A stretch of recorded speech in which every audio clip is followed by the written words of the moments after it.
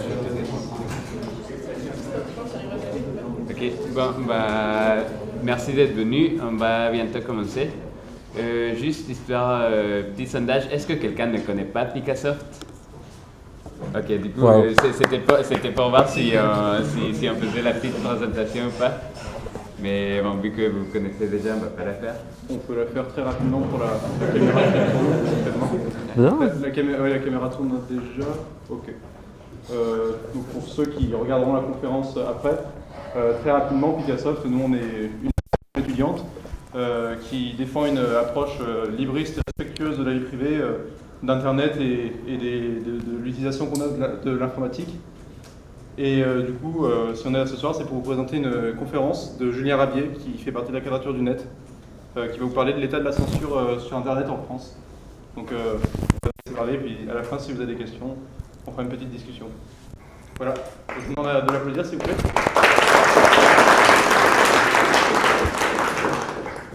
Bonsoir tout le monde, merci d'être là, merci à Picassoft pour tout le boulot qu'ils font le reste de l'année et merci de m'avoir invité.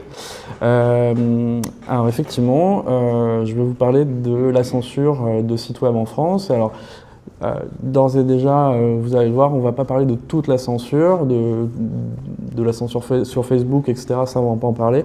Je vais vous parler uniquement de la censure qui est imposée aux fournisseurs d'accès à Internet. Et je vais vous détailler un peu tout ça dans le fil de la conférence. Vous pouvez m'interrompre à tout moment pour me poser des questions. Si vous vous endormez, si vous voyez que votre voisin s'endort, levez la main et dites-le moi et j'essaierai de dynamiser un peu la présentation. C'est parti. Donc qui je suis? Je suis Taziden, enfin ça c'est mon pseudo sur internet, militant logiciel libre d'abord et ensuite je suis venu à l'internet libre, comment on construit du réseau. C'est ce qui fait que je suis membre d'un fournisseur d'accès à internet associatif qui s'appelle Illico, pour Internet Libre en Corrèze, qu'on a monté en 2010. Et je suis également membre de la Quadrature du Net, pour laquelle je suis bénévole depuis 2008. Est-ce que tout le monde voit ce que c'est la Quadrature du Net, déjà? Ah, donc tout le monde connaît Picassoft, mais tout le monde ne connaît pas la Quadrature du Net. Ça, c'est inespéré. Donc la Quadrature du Net, c'est une association qui s'est montée d'abord en 2008 pour lutter contre Adopi. Tout le monde voit ce que c'est Adopi ou pas? Ok, ça me rassure. Quoique, on a plutôt tendance à ne plus entendre parler de ce truc-là, de ce vieux machin. C'est une usine à envoyer des mails. Et donc à l'époque, c'était beaucoup plus menaçant que ça ne l'est aujourd'hui. C'était pas juste une usine à envoyer des mails, c'était quand même un projet de loi qui promettait de couper l'accès à Internet de manière administrative. Donc en gros, sans passer par un juge, on pouvait couper l'accès à Internet à quelqu'un parce qu'on avait constaté que cette personne avait partagé à 3 reprises des films ou de la musique sous copyright. Donc à l'époque, c'est monté la Quadrature du Net pour essayer de lutter contre ça. Moi, c'est à cette époque-là que j'ai commencé à devenir militant Internet libre, pas juste logiciel libre. Et je suis pas là pour vous raconter mon histoire, donc on va passer à la suite. Et donc aujourd'hui, la Quadrature existe toujours et s'intéresse à tout plein de sujets qui ont trait aux libertés, à la vie privée dans la sphère numérique. Donc je vous ai parlé tout à l'heure de Illico. Illico, donc Internet Libre en Corrèze, c'est un fournisseur d'accès associatif qui est donc une asso déclarée à la préfecture, une asso loi 1901, qui a été aussi déclarée à l'ARCEP. Donc l'ARCEP, c'est le gendarme des télécoms. C'est les gens qui, en gros, s'occupent de réguler le marché des télécommunications en France entre Orange, Free, SFR et les autres, Bouygues et tout ça. Et donc, on est opérateur déclaré auprès de cette autorité de régulation. Donc, on a un vrai fournisseur d'accès à Internet, un vrai opérateur. Et on est surtout un groupe de gens qui aiment Internet et qui ont décidé de monter notre propre fournisseur d'accès à Internet. Et Illico, peut-être que vous dites que ça a l'air cool, ou peut-être pas. En tout cas, ici à Compiègne, vous avez un truc qui est pareil, en mieux. C'est Rhizome. Et un truc rigolo. Qui connaît Rhizome ici? Ou plutôt, qui connaît pas Rhizome? Il y a des gens qui ne connaissent pas Rhizome? Ouais, c'est cool. Bon. Et bien, Rhizome, Donc je ne sais plus en quelle année ça s'est monté, mais nous on s'est monté en 2010 chez Illico, et quand on a voulu monter notre premier réseau Wi-Fi pour raccorder des gens dans un petit village paumé au fond de la Corrèze, eh ben, en fait il y avait des petits jeunes à l'UTC qui avaient monté une asso, qui avaient documenté tout ce qu'ils avaient fait pour monter leur infrastructure Wi-Fi à travers Compiègne, et donc on a suivi le wiki pas à pas. On était des buses en réseau. On n'y connaissait rien. Moi, je venais de la physique, j'ai fait des études de physique. Les gens avec qui j'ai monté Illico étaient des profs, et des profs de mécanique automobile et profs de je sais plus quoi. Du coup, on connaissait rien, et puis on a suivi la doc de Rhizome et on a monté notre premier réseau Wi-Fi comme ça, en suivant la doc d'un petit fournisseur étudiant de Compiègne. Donc voilà, c'est juste pour rendre hommage à Rhizome. Donc comme tous les opérateurs, donc Rhizome, Illico, on a des droits et surtout on a des devoirs. Parmi les devoirs, il y a ce qu'on appelle la rétention des données de connexion. Donc on est censé garder un certain nombre d'informations sur les gens qu'on raccorde à Internet. Bon, c'est sujet à débat parce que quand on va demander à 3 opérateurs en France ce qu'ils pensent qu'on doit garder, les 3 vont vous donner une réponse différente. Donc c'est pas le sujet d'aujourd'hui. Il y a une obligation de contrôle parental. Un fournisseur d'accès est censé fournir des moyens de mettre en place du contrôle parental. Ça, je pense que ni chez Rhizome ni chez Illico, on le fait. Voilà. Donc déjà, c'est pour vous dire que les droits et les devoirs, ça fluctue.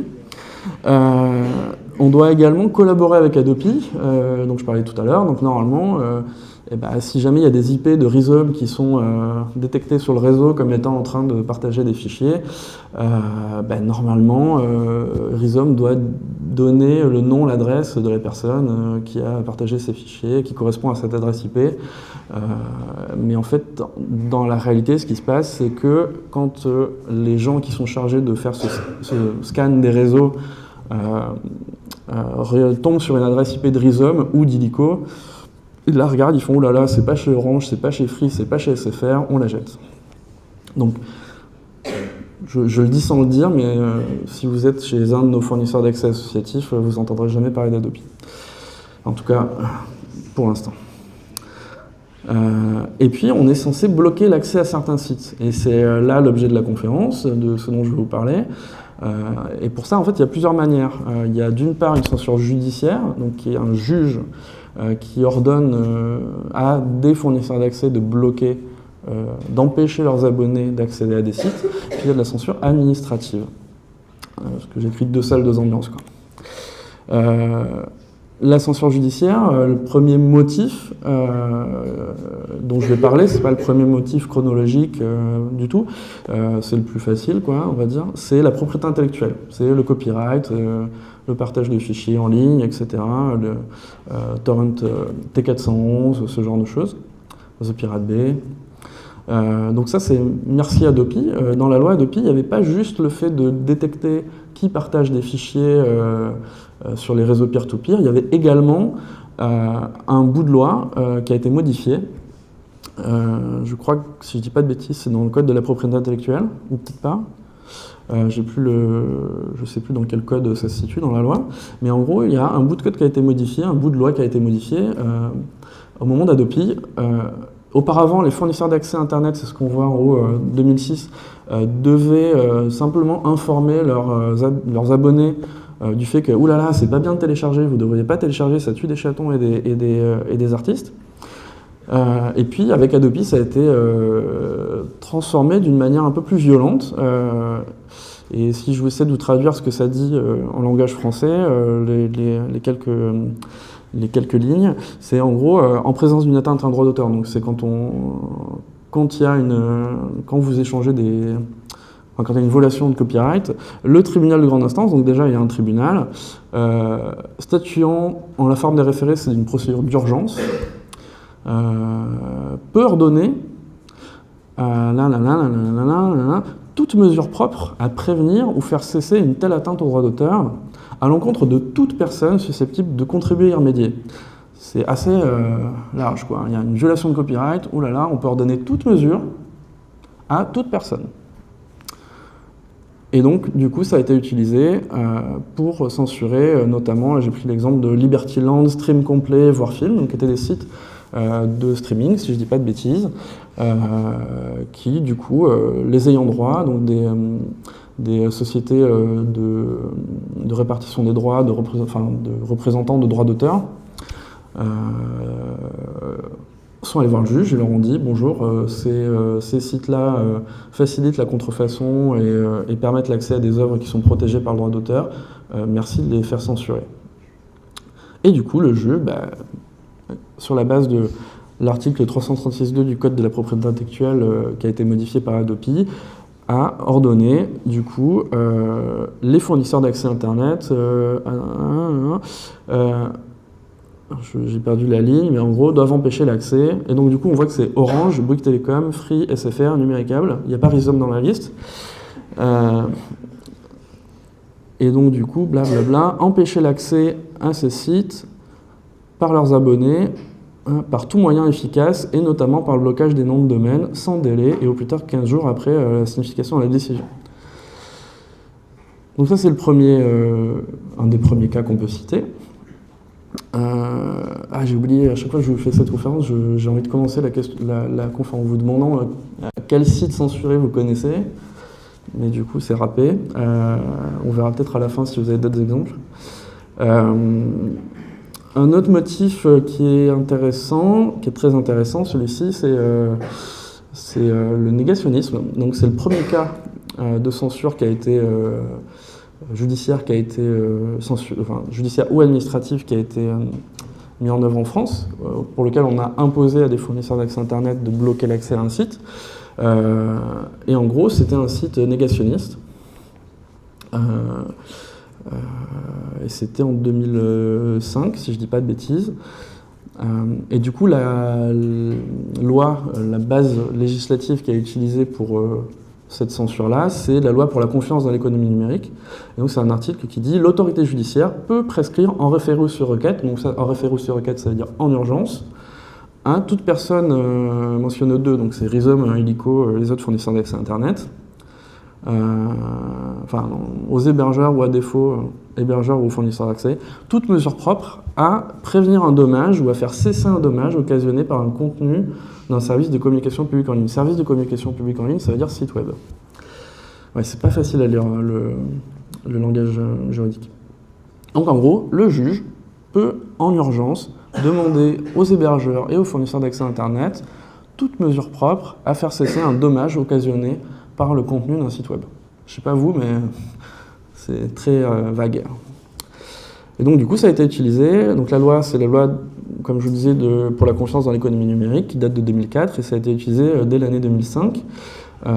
Et les fournisseurs d'accès qui étaient concernés par cette injonction d'un juge, c'était France Télécom, Free, AOL France, Tiscali Accès, Télé 2 France, Suez Lyonnaise Télécom, Neuf Télécom, T-Online France, NC Numéricable et Renater. Alors dans cette liste, je suis face à un public jeune, je pense qu'il y en a plein de noms, vous n'en avez jamais entendu parler, ou en tout cas vous savez que c'est des vieux trucs qui n'existent plus. Tiens, il y a un fix me, ça veut dire que j'ai oublié de rajouter des slides. Donc il y a un autre cas qui est aussi intéressant, c'était Copwatch, qui du coup a été censuré par le même biais, par la loi pour la confiance dans l'économie numérique, et via cet article 8, que vous avez vu, qui est très vague. Et donc du coup ça concerne aussi bien le négationnisme que Copwatch, c'était un site qui en gros prenait des gens prenaient en photo des policiers pour documenter un petit peu les violences policières et pour essayer un peu de mettre la pression sur la police. Ça n'a pas du tout plu au ministre de l'Intérieur de l'époque, et du coup il a demandé à un juge de faire censurer ce site-là, et il a réussi. Il y a eu plein de sites miroirs qui sont apparus, et la censure n'a pas vraiment marché, mais en tout cas, il y a eu un jugement là-dessus. Donc, propriété intellectuelle, Adopi, loi pour la confiance dans l'économie numérique, dans laquelle on peut faire rentrer à peu près tout, et puis, et Adopi, ça date de 2009, et puis après, il y a eu les jeux en ligne en 2010, avec la création d'une autorité de régulation des jeux en ligne, dont le but était de, en gros, faire en sorte que l'État conserve un monopole sur les jeux en ligne, en autorisant du coup, jusque-là l'État avait le monopole des jeux de hasard. Là l'idée c'était d'autoriser à ce qu'il y ait des jeux en ligne qui existent, des sites de poker, etc. Tout en faisant que l'État conserve le monopole et donc du coup en les taxant, quoi, en faisant en sorte que ces sites doivent être agréés par cette autorité de régulation, remplir un certain nombre de critères et payer des taxes. Et si ces sites-là ne correspondent pas, ne veulent pas payer de taxes, ne remplissent pas les critères, paf, l'autorité de régulation peut demander à les censurer. Donc c'était l'article 61 de la loi de 2010. Donc d'abord on demande aux sites web en question de se mettre dans les règles, de se mettre en ordre, et puis s'ils veulent pas, à l'issue de ce délai, blablabla, le président de l'autorité de régulation peut saisir le tribunal aux fins d'ordonner, encore une fois en référé, c'est-à-dire en urgence, l'arrêt de l'accès à ce service, et encore une fois on voit toute mesure destinée à faire cesser le référencement. À chaque fois, on est vraiment dans le toute mesure. Faites ce que vous voulez, on ne veut pas savoir. Ce n'est pas la loi de définir comment vous le faites, mais vous devez empêcher l'accès à ces sites à vos abonnés. Ça, c'est un point important, à chaque fois, le toute mesure. Et donc, du coup, on a un exemple ici. J'ai extrait un article du Point, le journal Le Point, qui date de 2012, avec le site... Five Dimes, non pardon, c'est romcasino.com, donc a été bloqué à la demande de l'autorité de régulation des jeux en ligne. Et c'était la première fois que le tribunal de grande instance prononçait une censure, prononçait un tel blocage pour un site de jeux en ligne. Donc la loi a été votée en 2010, il y a eu 2 ans avant que ça soit concrètement utilisé. Et ce qui est intéressant à voir, c'est jusqu'ici, les sites pris en faute et mis en demeure avaient tous fini par obtempérer et se mettre dans les clous. Donc voilà, c'est en gros dans la loi les principales dispositions qui ont déjà été utilisées pour censurer des sites de manière judiciaire, c'est-à-dire en passant par un juge. C'est donc la propriété intellectuelle, le négationnisme, les jeux en ligne, et en fait la LCEN, l'article 8 que je vous ai montré tout à l'heure, peut s'étendre à tout un tas d'autres sujets. C'est pas limité dans la loi, et donc du coup il y a potentiellement plein d'autres sites qui pourraient rentrer là-dedans à l'avenir. Donc ça je vous l'ai dit, comment, c'est toute mesure. C'est-à-dire comment les fournisseurs d'accès Internet doivent le mettre en œuvre, c'est pas défini, c'est à chaque fois, faites comme vous voulez, ça doit juste plus marcher. Dans les faits, la manière dont les fournisseurs d'accès le font concrètement, techniquement, c'est qu'ils mettent en place des DNS menteurs. Est-ce qu'ici tout le monde voit ce que c'est des DNS? Est-ce qu'il y a des gens qui ne voient pas ce que c'est comment ça fonctionne le DNS? Ok, super. Ça va me donner l'occasion d'expliquer. Préparer la slide. Le DNS, c'est une sorte d'annuaire. De la même manière que l'annuaire, le bottin téléphonique, alors même ça, vous êtes jeune, vous ne connaissez pas. En gros, il y a une correspondance entre le nom, l'adresse et le numéro de téléphone. Là, dans le cas du DNS, on fait correspondre le nom de domaine à l'adresse IP du domaine. Donc en gros, votre navigateur, quand il essaye de joindre illico.org, c'est juste un nom. C'est un nom qui est facile à retenir et les humains, on n'est pas câblés pour retenir des suites de chiffres. Sauf qu'en fait, Internet a été conçu pour faire communiquer entre eux des ordinateurs qui sont identifiés par des suites de chiffres. Donc en gros, il faut faire une correspondance entre ce que comprend l'humain, ce qu'il arrive à retenir, des noms de domaines, google.fr, illico.org, gmail.com, yahoo.fr, ffdn.org, avec des adresses IP, qui, elles, vont permettre aux ordinateurs de communiquer entre eux et les serveurs et les routeurs d'Internet de communiquer entre eux. Donc du coup, il y a un système qui s'appelle le DNS qui se charge de faire cette correspondance. Je ne vais pas rentrer dans les détails de comment ça marche le DNS, mais en gros, les fournisseurs d'accès Internet fournissent, en plus de l'accès à Internet proprement dit, un service d'annuaire qui fait cette correspondance et qui en gros permet de lui poser la question quel est le nom, quelle est l'adresse IP associée à illico.org. Et le fournisseur d'accès doit répondre 80.67.180.3. S'il ne répond pas ça veut dire qu'il ment, qu'il renvoie un mensonge, qu'il ne donne pas la vraie information. Et donc c'est qu'il se passe un truc. C'est clair pour tout le monde, du coup? Est-ce que ça va? Ouais. Du coup, le DNS moteur, en fait, il renvoie vers un autre domaine, ça. Ouais, il va renvoyer vers une autre adresse IP ou dire ce domaine n'existe pas, je ne le connais pas. Il y a plusieurs manières de faire. Certains vont aussi renvoyer une adresse IP locale et dire ah, le site que tu essaies de consulter, en fait, il est sur ton ordinateur. Ce qui évidemment fera que le site ne pourra pas s'afficher. Donc il y a plusieurs méthodes, mais à chaque fois c'est ça, ça correspond à mentir, ne pas donner la bonne information de sorte que on n'arrive jamais à consulter le site. Ça répond à ta question? C'est bon pour tout le monde? Il y a d'autres... Ok, cool. Du coup, la manière dont c'est mis en œuvre, c'est via ce service d'annuaire de DNS qui est menteur.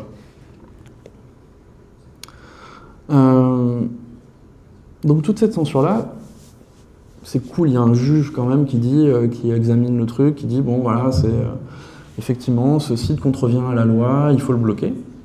Le problème c'est combien il y a de sites comme ça qui sont bloqués, on n'en a aucune idée, c'est difficile à dire parce qu'il faudrait éplucher toutes les décisions de justice de ces dernières années pour arriver à lister tous les cas où un juge a ordonné ce genre de choses. Aujourd'hui, les décisions de justice ne sont pas forcément numérisées, ne sont pas forcément mises sous des formats qui permettent de les traiter en masse, et donc du coup c'est très difficile de dire combien de sites ont été bloqués via une décision de justice. On peut également se poser la question de l'efficacité du blocage. Le DNS est facilement contournable. Tous les fournisseurs d'accès Internet, donc là, ce que je disais, le mensonge par DNS, en fait, rien ne t'oblige à utiliser le service de ton fournisseur d'accès Internet.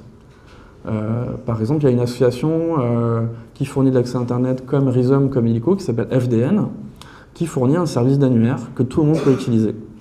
Google également fournit un service d'annuaire que tout le monde peut utiliser. Je vous décourage de l'utiliser parce que c'est Google et que vous vous doutez bien qu'ils font pas ça juste pour être sympa. Mais voilà, il y a moyen d'utiliser un autre annuaire, tout simplement, et un annuaire qui ne ment pas, lui. Ouais. Mais FDN, c'est un palier aussi? Ouais, c'est ça. Il est aussi restreint au même devoir. Alors. Julien, par contre, je me permets, juste pour l'enregistrement, si tu veux bien juste répéter la question ou le texte juste avant, il n'y a pas parce qu'on ne fera pas passer le micro. Ouais.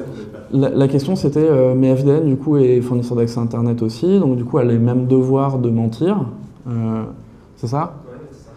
Et en fait, comme tu as pu le voir dans les décisions de justice, à chaque fois c'est Orange, Free, France Télécom, c'est que les gros fournisseurs d'accès Internet qui sont concernés, et c'est pas les petits.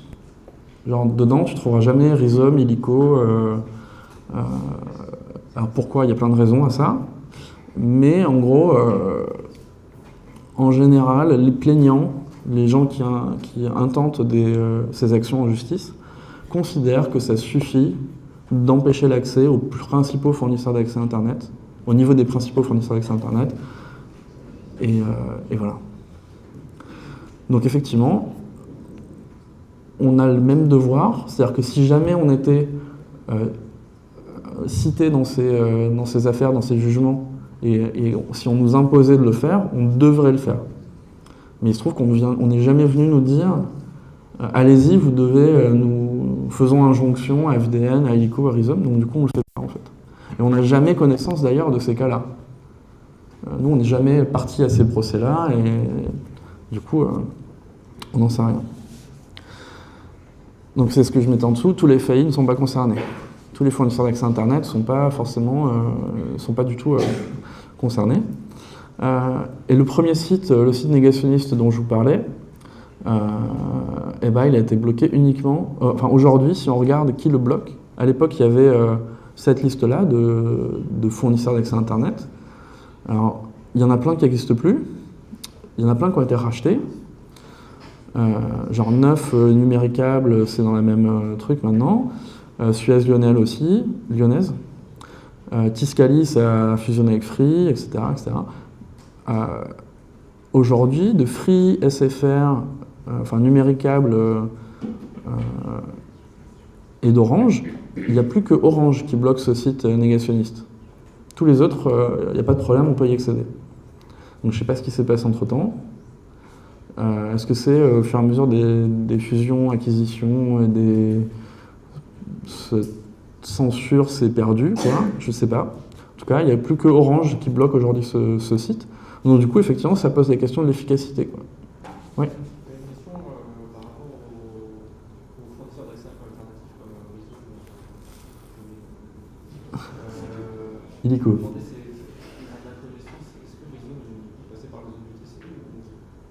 La question c'est... pardon.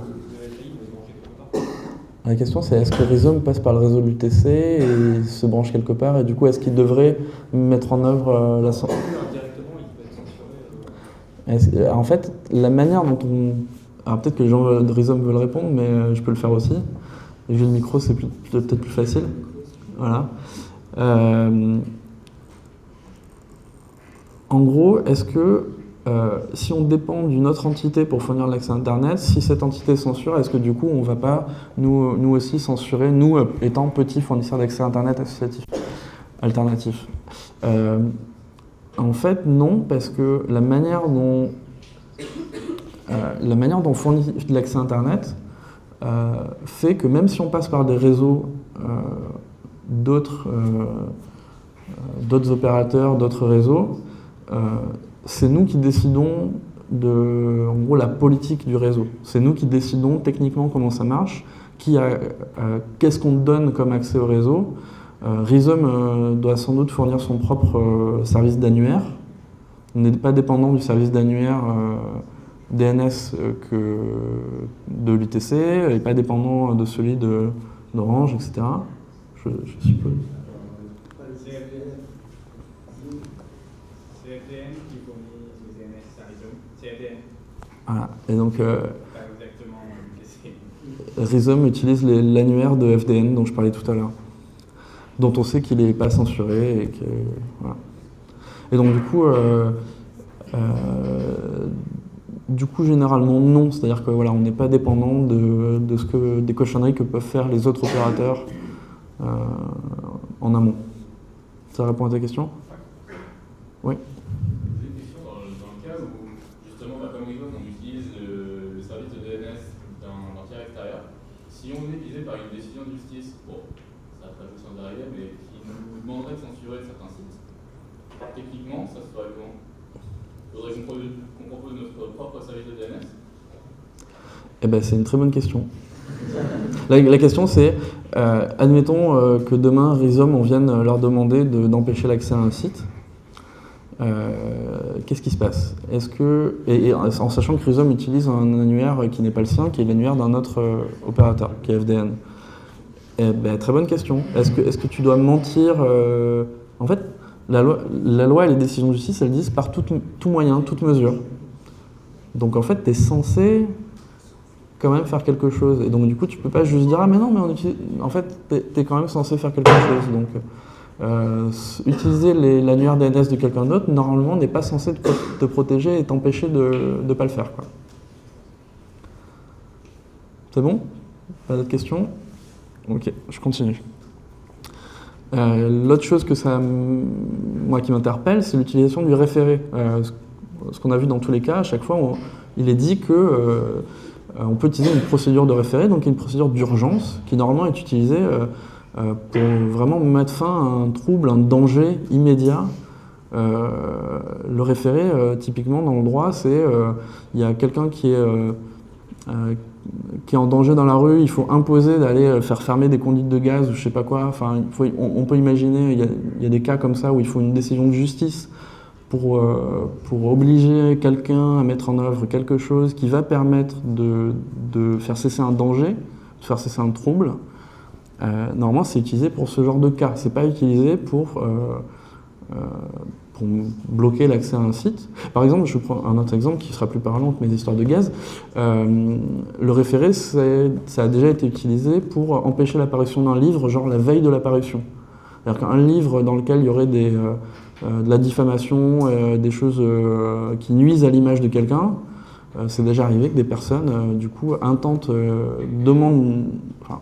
font une procédure de référé pour que la justice se prononce très très rapidement sur le fait que ce bouquin ne doit pas paraître, effectivement, s'il contient des trucs qui vont causer un trouble, un dommage.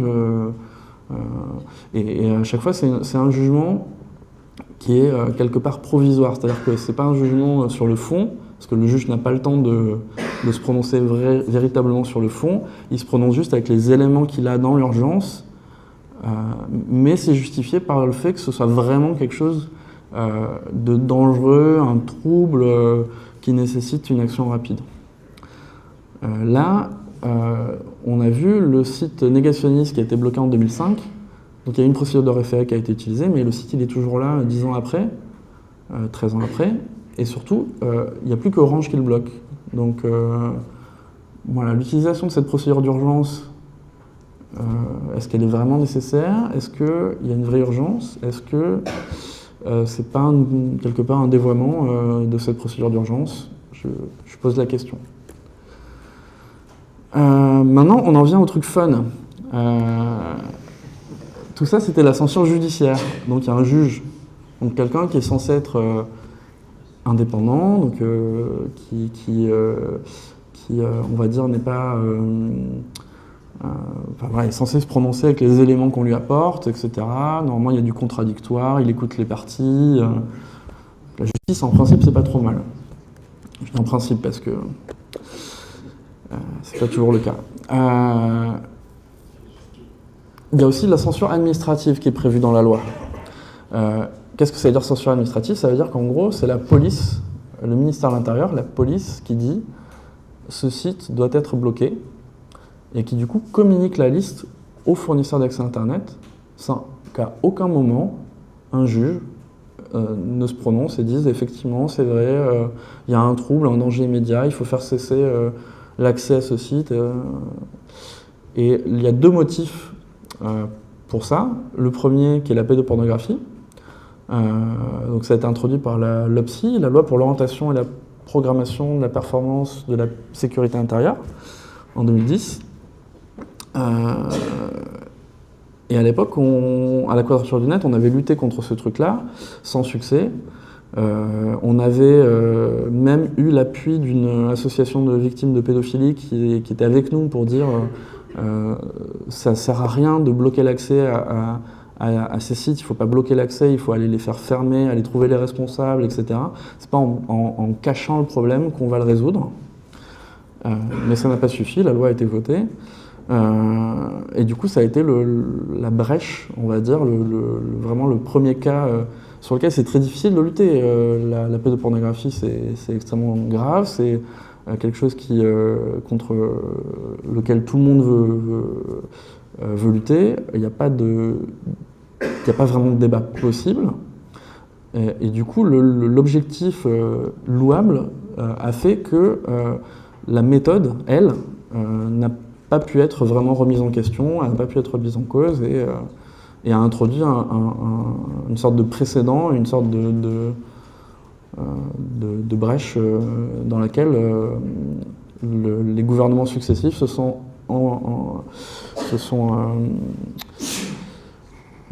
introduits pour continuer et ouvrir ça au terrorisme. Alors, quand je résume ça par terrorisme, mais en gros, c'était... la formulation, c'est l'apologie du terrorisme ou provoquant à des actes de terrorisme. Donc c'était dans la loi portée par Bernard Cazeneuve en 2014. Donc ça, c'est les deux motifs aujourd'hui qui permettent à la justice d'empêcher l'accès à un site. J'ai dit quoi, la justice ou la police? Ouais, c'est la police, c'est bien, il y en a qui suivent. Il n'y aura pas un terreau écrit après, je vous rassure. Donc le principe de fonctionnement de ce truc-là, en gros, il y a une liste noire. Noire, pourquoi noire? Parce qu'elle est cachée, elle est secrète, on ne peut pas y accéder, on ne sait pas quels sont les sites qui sont concernés. Elle est établie par l'OCLCTIC, l'Office central de lutte contre les criminalités des technologies de l'information et des communications, la police d'Internet. Elle est transmise aux grands fournisseurs d'accès à Internet, elle n'est pas transmise à Rhizome, elle n'est pas transmise à Illico, elle est transmise uniquement à Orange, Free, SFR et quelques autres.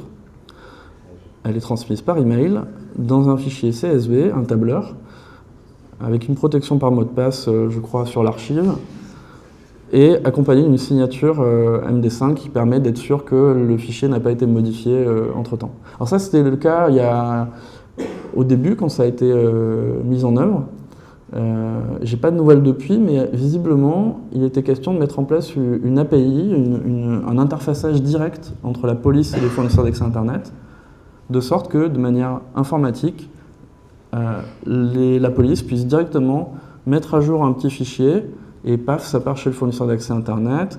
Et en gros, c'est des machines qui parlent à des machines. Et le policier qui décide que, je sais pas moi, le site de l'UTC, il doit être dans cette liste noire, il rentre le site de l'UTC dans la liste noire, et paf, ça se retrouve bloqué chez les fournisseurs d'accès Internet, sans qu'à aucun moment, quelqu'un chez l'opérateur, chez le fournisseur d'accès Internet, ait vu que ce site avait été ajouté. Là, normalement, vous avez des frissons qui vous parcourent le dos. Enfin, moi, en tout cas, je trouve ça très dangereux. Le premier cas, c'était en mars 2015. On a vu apparaître la main rouge. Donc, il y a un premier site qui a été bloqué, dont on a su qu'il était bloqué. Il s'appelait Islamic News. Alors, ce site était hébergé chez OVH. La personne qui louait le serveur chez OVH avait payé avec sa carte bleue, avec son nom. Cette personne résidait en France, ou en tout cas en Europe. Elle était tout à fait... il y avait ses informations, son nom dans le WHOIS du domaine. Elle avait donné son vrai nom à OVH. Pour autant, son site a été considéré par la police comme faisant l'apologie d'actes de terrorisme ou provoquant des actes de terrorisme, suffisamment pour demander le blocage de ce site. Et à aucun moment, cette personne, la police n'a cherché à la poursuivre devant la justice. Alors que l'apologie de terrorisme, la provocation des actes de terrorisme, est par ailleurs fait l'objet de dispositions pénales. On peut poursuivre quelqu'un. Donc du coup, voilà, se pose la question. C'est bizarre, quoi. Et du coup, là, on a vu l'apparition de cette main rouge, c'est-à-dire que du côté des designers du ministère de l'Intérieur, ils se sont dit ça va être génial, sur la page, on va mettre une grosse main rouge, ça va être tout à fait discret, et puis ça rappelle, enfin, bizarrement, il y a des trucs dans l'histoire qui font écho à cette main rouge. Et donc, on a ce message qui s'affiche, vous avez été redirigé vers ce site officiel car votre ordinateur... Donc là, on se dira, c'est pas terrible, hein. Mais rassurez-vous, il y a un contrôle de la CNIL. Donc là, je sens que vous vous sentez soulagé.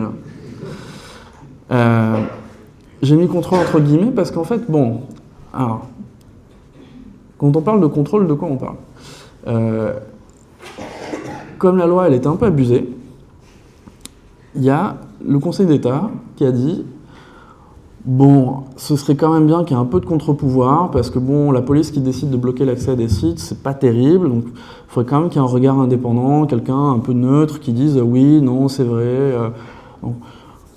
On va prendre quelqu'un, et je crois que c'est le législateur, enfin en gros les députés qui ont dit on va prendre quelqu'un de la CNIL. La CNIL c'est bien, voilà, c'est...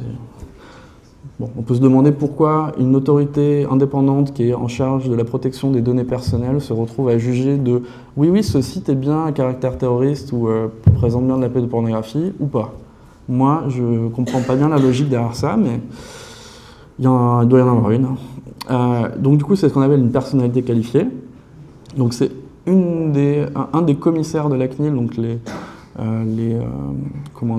membres vraiment de la commission informatique et liberté, la tête de la CNIL. Donc il y a une des personnes qui a été désignée pour tenir ce rôle-là. Et donc cette personne est, on va le voir sur le petit schéma après. Non, je ne l'ai pas le petit schéma. Il est là. Je ne sais pas si vous voyez bien. Bon, en gros, on voit en haut les contenus concernés, donc apologie, provocation de terrorisme, contenu pédopornographique. La police demande au site ou à l'hébergeur de retirer le contenu. Elle en informe la CNIL, enfin la personnalité qualifiée de la CNIL, que je vais appeler par la suite le GUS de la CNIL, parce que j'arrive pas à dire la personnalité qualifiée de la CNIL à tout bout de champ, c'est vraiment pénible à dire. Donc pour moi, c'est le GUS de la CNIL, sans manque de respect aucune pour ce cher monsieur. On va le voir après, il a été fort sympathique. Donc soit le site ou l'hébergeur retire le contenu sous 24 heures, et à ce moment-là, c'est cool, le site a été... il y a une sorte d'autocensure qui s'est mise en œuvre, quoi. C'est-à-dire que, oulala, moi je veux pas être bloqué, je retire mon contenu. Bon.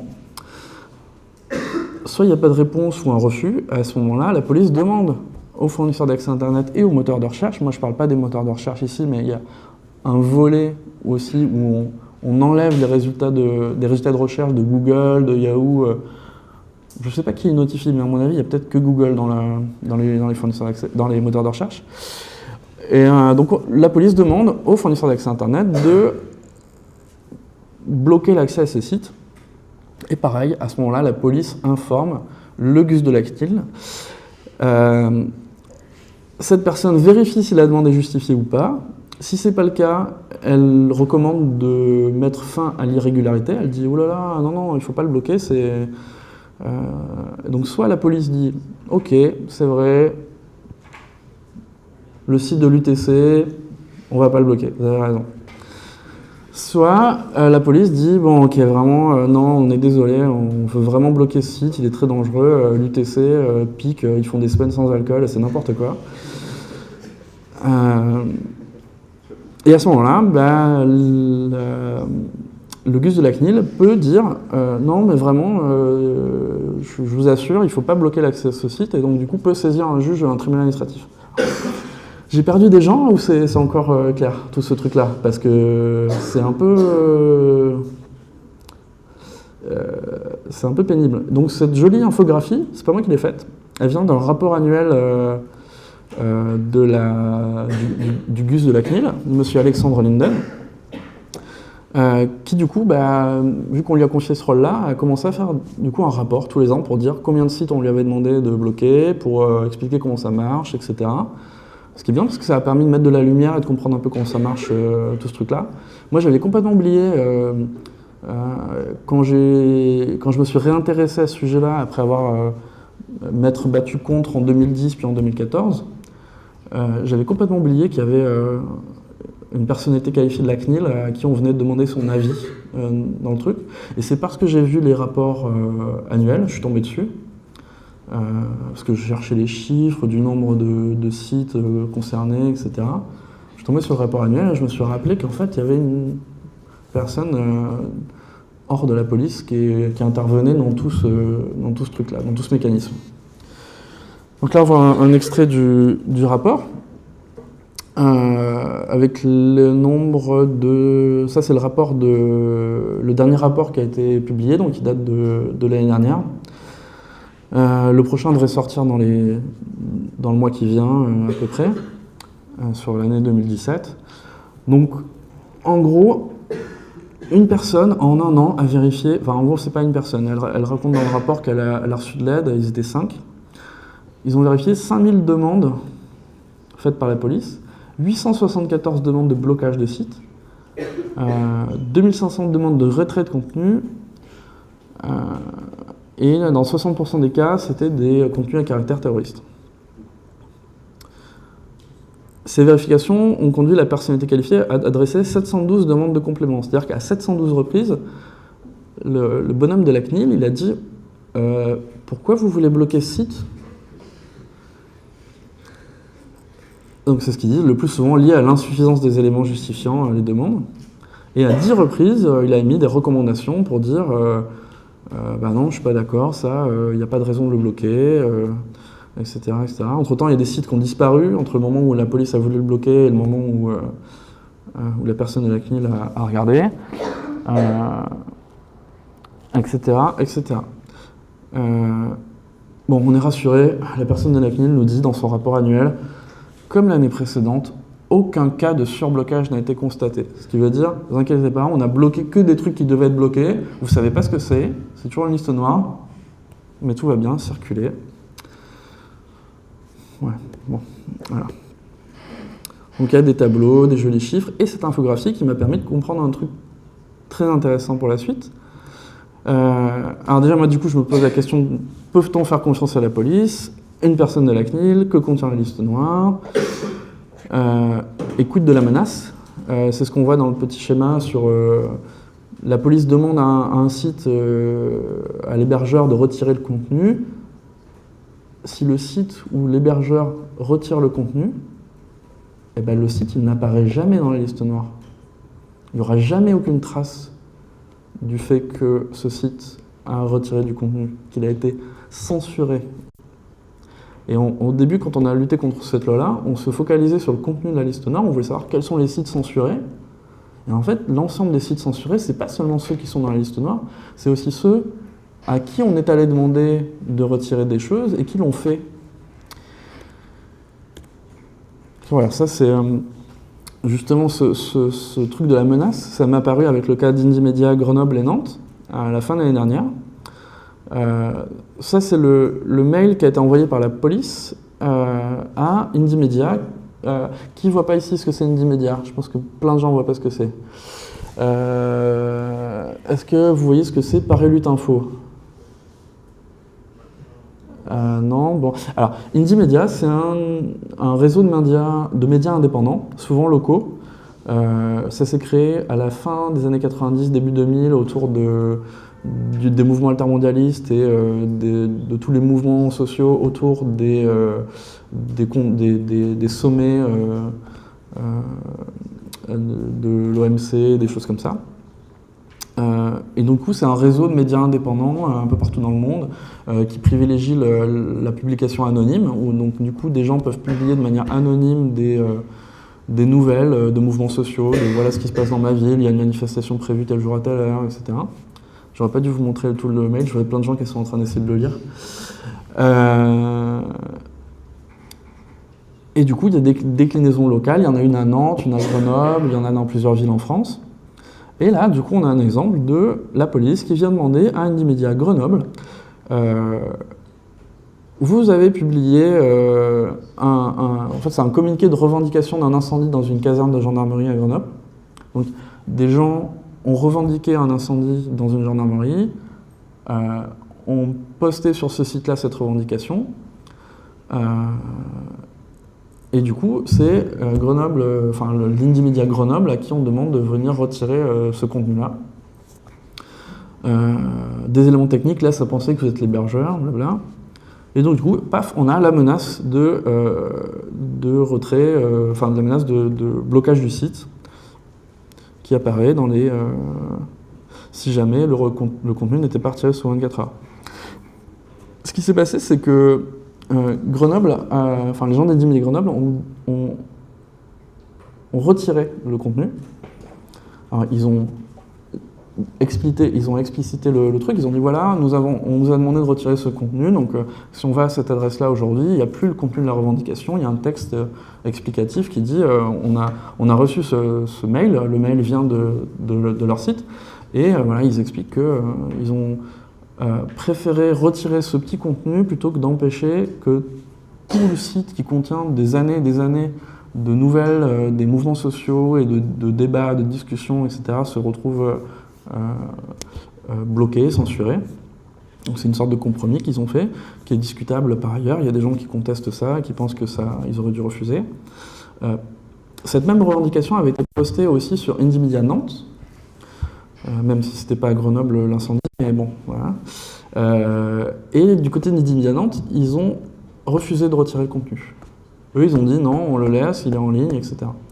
Ce qui est intéressant, c'est que ce contenu, enfin cette revendication, qui fait l'objet d'une demande de retrait, elle a également été reprise par plusieurs médias, dont le Dauphiné Libéré, donc un gros quotidien régional dans le sud.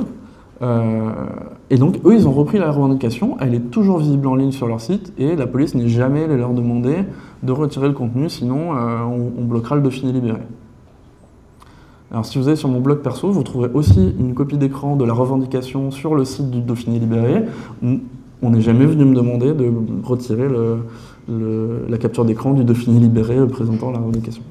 Donc voilà, ça pose des questions aussi.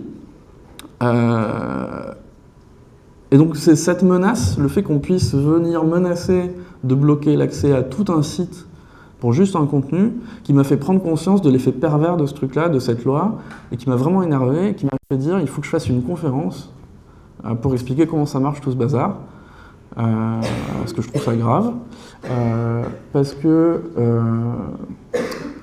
on s'habitue petit à petit à ce que des choses soient censurées, on mélange ce qui est de l'ordre du judiciaire, ce qui est de l'ordre de l'administratif, Donc voilà, je me suis dit je vais faire une conférence, documenter tout ça, etc., histoire que les gens comprennent mieux comment tout ça fonctionne, quelles sont les bases législatives, les bases de loi qui permettent de censurer au niveau d'un fournisseur d'accès Internet, et comment c'est mis en œuvre techniquement. Et puis, dans le cas d'Indymedia, j'étais à un congrès de hackers en Allemagne à la fin de l'année dernière, ça s'appelle le CCC. Je vous invite toutes et tous à y aller, c'est génial. Quand j'ai réalisé que je ne sais pas trop comment vous le faire visualiser, mais en gros, il y a deux parties. Il y a la police d'un côté, la CNIL de l'autre. La police décide qu'un site doit être bloqué, elle en informe la CNIL.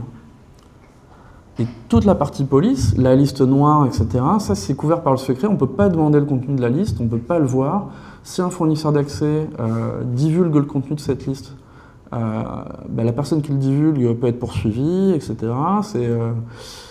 Mais par contre, il n'y a rien dans la loi concernant le volet CNIL. C'est-à-dire qu'ils n'ont pas prévu que les recommandations et les documents qui étaient fournis à la personnalité qualifiée de la CNIL devaient être secrètes ou quoi que ce soit. Il n'y a rien qui est dit. Donc du coup, si ce n'est pas secret, c'est des documents administratifs, vu que la CNIL est une autorité administrative, et il y a une loi en France qui existe depuis 1978 qui dit qu'on peut demander des comptes à son administration, c'est prévu dans la Constitution, et on a une loi d'accès aux documents administratifs qui permet d'aller demander des documents à la CNIL. Et du coup, c'est ce que j'ai fait. Donc j'ai fait une demande d'accès aux documents produits et reçus par le GUS de la CNIL. Donc voilà un extrait du truc. Pour vous dire que c'est à la portée de tout le monde. Hein. Bonjour monsieur le commissaire, en vertu du truc qui dit que vous devez donner les informations, je souhaite que vous me communiquiez les documents que vous avez produits ou reçus dans le cadre des procédures de demande de retrait pour le domaine indymedia.org ou tous les autres sous-domaines. La petite formule de politesse à la fin qui va bien. Donc ça, c'était le 21 janvier. 2 jours plus tard, je recevais l'accusé de réception à la maison. Cool, ça a été reçu. J'ai reçu un courrier, donc 3 semaines plus tard, me disant alors, j'ai l'honneur de...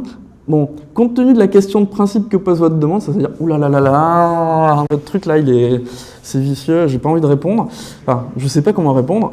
J'ai saisi la CADA, donc c'est la commission qui dit qu'est-ce qui est communicable au public ou pas, quels documents on peut me fournir, quelles informations, est-ce que la personne de la CNIL peut censurer des informations à l'intérieur de sa réponse, encore de la censure. Et je prendrai position au vu de sa réponse. C'était le 15 février. Le 27, je recevais un courrier recommandé à la maison. Enfin, je recevais un avis de passage me disant « vous avez un recommandé à aller chercher à la poste, vous n'étiez pas là ». Alors, bêtement, moi je me disais « j'ai plus de sous sur mon compte, c'est encore ma banque qui m'engueule ». Donc j'ai traîné des pieds, j'ai fini par aller à la banque début mars, ça doit être le 3 ou 4 mars, à la banque, à la poste, chercher mon recommandé. Oui, je me suis arrangé avec ma banque entre-temps quand même. Donc je suis allé à la poste chercher ce que je pensais être un truc méchant de la banque, et là, je découvre une enveloppe Kraft avec marqué CNIL dessus, et contenant 4 recommandations adressées par le GUS de la CNIL, donc des réponses à la police pour dire ces sites-là ne doivent pas être bloqués, Indymedia Nantes et Indymedia Grenoble. Moi, j'avais même pas connaissance qu'il y avait eu 4 cas, 4 demandes de blocage. Donc c'est là que je découvre qu'il y en a 4. Donc la personne me les envoie. Alors, ce qui est intéressant aussi à remarquer, c'est que la CADA, en ce moment, elle est débordée, surchargée. Elle met des mois à répondre. Là, visiblement, la personne de la CNIL, elle doit avoir ses entrées parce qu'en 12 jours, j'avais la réponse et les documents. Et la personne de la CNIL me donne la réponse du ministère de l'Intérieur à ses propres refus. C'est-à-dire que la police dit il faut bloquer ces sites pour ces 4 contenus-là. La personne de la CNIL dit non. La police dit si. Donc ça, je l'ai découvert en faisant cette demande d'accès aux documents. On n'en avait pas entendu parler, c'est pas du tout public. Ça, c'est la réponse du ministère. qui dit « La police était bien fondée en application blabla de demander le retrait, le déréférencement de ces publications. Dans ces conditions, je ne peux réserver une suite favorable à vos recommandations. » C'est-à-dire que la personne de la CNIL, elle donne un avis. Elle dit, c'est des recommandations, elle dit oui, je recommande de ne pas bloquer. Mais la police, elle en fait ce qu'elle veut derrière. Et donc là, on voit ce que le ministère de l'Intérieur, c'est le directeur de cabinet du ministère de l'Intérieur qui répond ça, qui dit dans ces conditions, je ne peux réserver une suite favorable à vos recommandations, mes services se tiennent néanmoins, blablabla. Bla bla. Voilà, il faut le traduire comme ça. On s'en fout.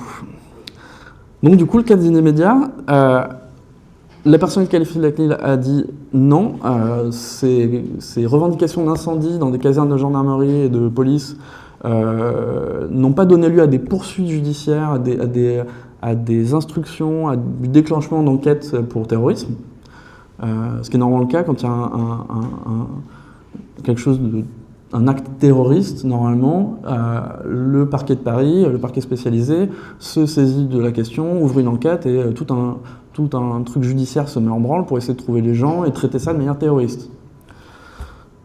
Et la personne de la CNIL dit, bah non, là, il n'y a pas eu de... C'est pas des trucs djihadistes, c'est pas des revendications de tuerie, c'est des incendies de matériel de la police, il n'y a pas eu de démarrage d'enquête judiciaire, donc c'est pas de la provocation ou de l'apologie d'actes de terrorisme. Donc il ne faut pas les bloquer.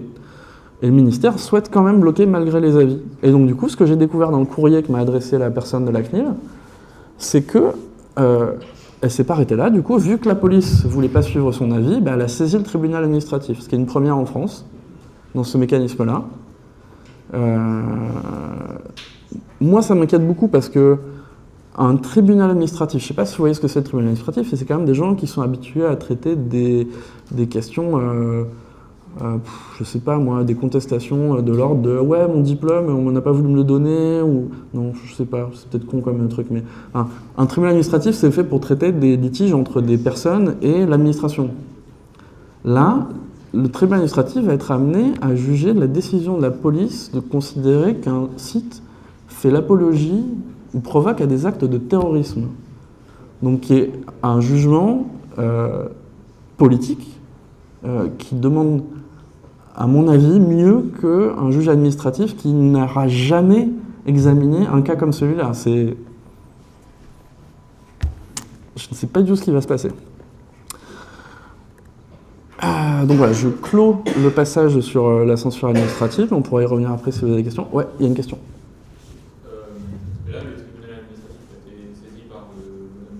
Ouais. Il y a plein de moyens avant, soit l'arrêt de la lettre de demande de retrait, et c'est un tribunal administratif. Alors la question c'est, ici c'est la personnalité qualifiée de la CNIL qui a saisi le tribunal. Est-ce que si jamais on reçoit une demande de retrait, est-ce qu'on peut saisir le tribunal? Est-ce qu'on a une voie de recours? Normalement oui, il y a une voie de recours.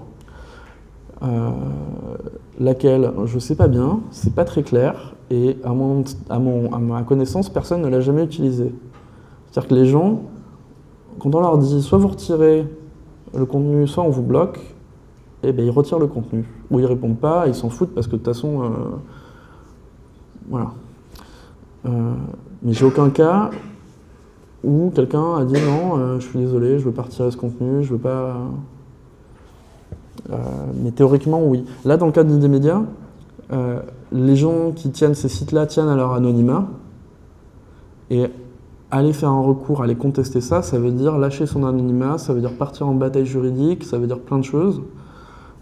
Et juste ces gens-là, ils n'ont pas la force de ça, quoi. Pas la force, pas l'envie, pas le... Enfin, voilà. Pour plein de bonnes raisons. Oui. Puisque toutes les demandes de la police passent par le bus de la CNIL, Ouais. imaginons que les avis favorables, ceux qui disent oui, vous pouvez continuer à bloquer, est-ce que eux sont accessibles par la CADA ou pas du tout? Alors on a une très bonne question qui est, vu que toutes les demandes passent par la CNIL, est-ce qu'on peut obtenir par la même méthode que moi j'ai employée pour obtenir les avis pour une d'Inémédia, est-ce qu'on peut obtenir nos avis dans tous les cas?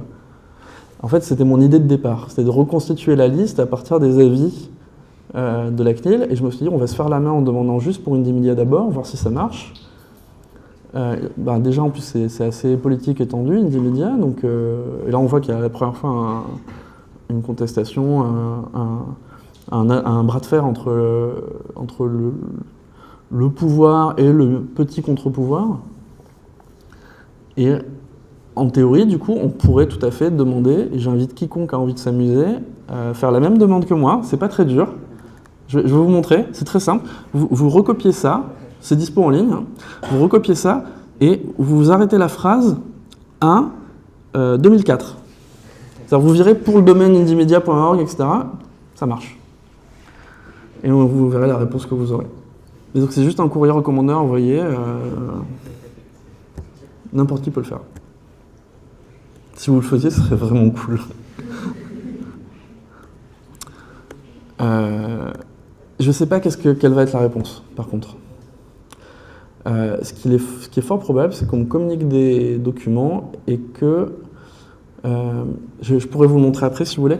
Dans les réponses que j'ai obtenues, dans les recommandations, les 4 recommandations qu'a fournies la personnalité qualifiée de la CNIL, à chaque fois, il y avait marqué quel était le site concerné, pas l'URL, mais Indymedia Nantes, Indymedia Grenoble, en toutes lettres. Le contenu des passages qui étaient contestés par la police, eux, ils étaient censurés. Ce contenu-là était censuré dans les réponses. Je me demande si on demande en bloc tous les sites, s'ils ne vont pas également vraiment barrer tout ce qui permet d'identifier les sites. Là, il y a un litige, donc si tu veux, c'est un peu plus... J'irai même un peu plus loin, mais je suis filmé et on pourra en discuter après, mais je ne sais pas bien quelle serait la réponse. Mais dès que je trouve un peu de temps, là je laisse le temps pour que d'autres gens le fassent, histoire que j'alourdisse pas trop ma fiche S. Mais si des gens veulent le faire, allez-y. Donc ça, c'est tout le volet législatif, mécanisme légal, comment ça marche, côté force de l'ordre, côté État. Comment ça marche côté fournisseur d'accès Internet, côté technique. Je ne vais pas avoir beaucoup de temps pour en parler, mais c'est pas très grave, parce qu'en fait, il n'y a pas grand-chose à dire. Ça va, vous tenez le coup, c'est pas trop... vous endormez pas, c'est intéressant. Ça va. J'en vois 2-3 qui ronflent. Non, au niveau technique, en France, c'est simple, il n'y a que du DNS. Il n'y a que l'annuaire qui ment pour l'instant. Pour l'instant, parce qu'on a vu dans la loi, il y a marqué toute mesure. Dans le cas de la censure administrative, c'est dans un décret où il est quand même dit par DNS, ça suffit. Bon, un décret, ça se change, ça peut aller vite. Qu'est-ce qui se passe ailleurs ? Là, du coup, moi j'ai un exemple tout chaud qui date de la fin de l'année dernière. C'est date du 1er octobre, le référendum pour l'indépendance de la Catalogne. Il y a des gens qui ont documenté sur la page que je donne là tous les méthodes qui ont été employées pour censurer des sites autour du référendum catalan.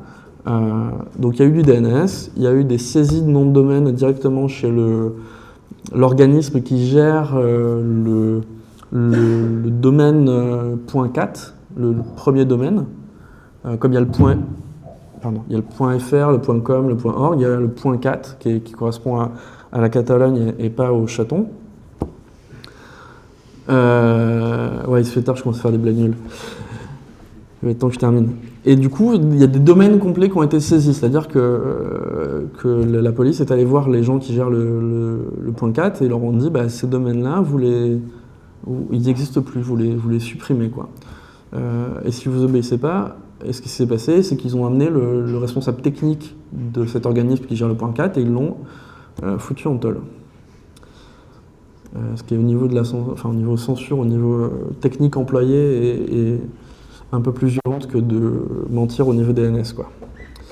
Il y a eu également de l'inspection du trafic, ce qu'on appelle aussi du DPI, Deep Packet Inspection. Donc ça consiste à aller regarder, le fournisseur d'accès Internet regarde ce qu'il y a dans ses tuyaux, ce qui passe dans ses tuyaux, ouvre le trafic, ouvre que j'arrête de le taper ce micro, ouvre les paquets, regarde ce qu'il y a dedans, et en fonction de ce qu'il y a dedans, va effectuer des actions, va aller modifier les requêtes, etc. Donc là, en l'occurrence, c'est un opérateur qui s'appelle Movistar, qui est un gros opérateur espagnol. Pour les connexions HTTP, il vérifie le nom de domaine qu'on cherche à consulter, l'adresse IP. Sinon, quand on utilise du HTTPS, il regarde un champ particulier qui n'est pas chiffré et il regarde les IP. En fonction de ça, ils vont empêcher l'accès au site. Donc pour l'instant, en France, il n'y a que du DNS. Pour l'instant. On voit que déjà en Espagne, dans ce qui est considéré comme une démocratie européenne, occidentale, tout à fait normale, quoi, il y a déjà des méthodes assez intrusives qui sont utilisées. Il me semblait qu'il y avait une jurisprudence de la Cour européenne de justice qui empêchait que le jugement ou la décision administrative oblige une technique particulière de blocage au site web ou du site web. Alors, la question c'est, la personne disait qu'il lui semblait qu'il y avait une décision de la Cour de justice de l'Union européenne qui disait que... La justice ne peut pas imposer la technique de blocage et peut seulement imposer à un fournisseur d'accès à Internet de bloquer un site, mais sans lui imposer la technique. Et donc du coup, je vais répéter la question, que Tu veux pas descendre? Non, je vais répéter, t'inquiète pas. Que le juge peut pas spécifier quelle technique doit être employée, mais doit... c'est vrai, failli de... Si tu veux le redire. Donc, je croyais avoir vu la Cour européenne de justice interdisait aux autorités judiciaires et administratives d'imposer la méthode technique de blocage des sites litigieux. Eh ben, j'en ai pas connaissance, du coup ça m'intéresse. Je connais pas tout, mais par contre, il y a un autre truc qu'a dit la Cour de justice de l'Union européenne, c'est que les fournisseurs d'accès Internet ne peuvent pas avoir d'obligation de surveillance généralisée. C'est-à-dire qu'ils ne peuvent pas surveiller de manière indiscriminée le trafic. Donc ça, typiquement, à mon avis, ça enfreint la loi européenne. Donc merci pour ta question tout à fait intéressante. Donc je crois que j'en ai terminé. Ouais, une autre question. Une question, en France, on parlait du coup des blocages des sites. Ouais. Et il y avait de la méthode du DNS qui pour l'instant est utilisée exclusivement. Mais là, quand on a fait le parallèle avec, quand on a parlé de l'Espagne, on parlait aussi d'espionnage. Et ça, par contre, du coup, en France, qu'est-ce qui est autorisé, qu'est-ce qui est pas autorisé? En termes d'espionnage? Il regarde ce qui se passe dans les collections. Ah oui. Alors, la question c'est, on a vu qu'en France, il n'y a que du DNS, ailleurs il y a des méthodes plus intrusives, et la question c'est qu'est-ce qui est autorisé en France, qu'est-ce qui pourrait être employé en fait, c'est ça? C'est compliqué parce que de plus en plus, la loi permet de mettre en place des boîtes noires, des boîtes dans le réseau des fournisseurs d'accès Internet qui vont aller regarder le trafic, qui vont aller regarder ce qui se passe dedans. C'est typiquement le cas dans la loi renseignement où il y a eu l'introduction d'une disposition qu'on a appelée les boîtes noires, qui dit que pour des raisons de sécurité nationale, peuvent être mises chez les hébergeurs et les fournisseurs d'accès Internet des boîtes, des trucs qui vont surveiller des signaux faibles. Alors, va savoir ce que c'est des signaux faibles. Le ministre à l'époque, dans le débat législatif, avait dit, dans le débat parlementaire, avait dit par exemple, c'est pour repérer toutes les personnes qui vont consulter une vidéo de revendications djihadistes dès sa publication, pour savoir quelles sont les premières personnes qui sont au courant et pour pouvoir les attraper, quoi. Essayer de détecter le premier cercle, ce genre de choses. Alors, bon courage. Je ne sais pas comment ils veulent faire ça, je ne sais pas quelle boîte noire ils veulent mettre et où ils veulent les mettre et combien ils veulent en mettre, mais ça me paraît compliqué. En tout cas, ça porte le risque de devoir surveiller tout ce qui passe dans tous les tuyaux. Donc, de plus en plus, il y a des dispositions légales qui autorisent à aller regarder ce qui passe chez les opérateurs. Même pire que ça, il y a des trucs encore plus vicieux qui sont en train de passer, notamment dans la dernière loi de programmation militaire qui est en train d'être étudiée au Parlement, dans laquelle il est prévu, pour l'instant, que, en gros, pour protéger les réseaux des attaques, des cyberattaques informatiques qui peuvent faire tomber un pays, qui peuvent faire tomber des opérateurs d'importance pour le pays, etc. Pour se protéger, en gros, les opérateurs peuvent déployer des sortes de boîtes noires dans leur réseau dont l'objectif est de détecter des menaces. L'ANSSI, qui est l'Agence nationale de sécurité des systèmes d'information, qui est une espèce d'agence qui est censée garantir la sécurité des systèmes informatiques de l'État français, peut leur donner des marqueurs, des trucs qui leur permettent de détecter des cyberattaques qui vont aller dans ces boîtes noires. À chaque fois, c'est du peu. C'est-à-dire que les opérateurs peuvent le faire. L'ANSSI, après, peut demander à obtenir les traces réseau de ces trucs-là. Et c'est là où c'est vraiment vicieux, c'est qu'à chaque fois, c'est dans le... C'est pas obligé, faites comme vous voulez. Le problème, c'est qu'un peu peut se transformer très vite en doit dans la loi. Donc une potentialité peut très vite se transformer en obligation. Et une fois que c'est en place, le problème, c'est qu'une fois qu'il y a des boîtes dans le réseau qui savent regarder ce qui passe, elles peuvent bien être mises en place pour des objectifs tout à fait louables un jour, le lendemain, rien n'empêche qu'elles soient utilisées pour d'autres fins, quoi.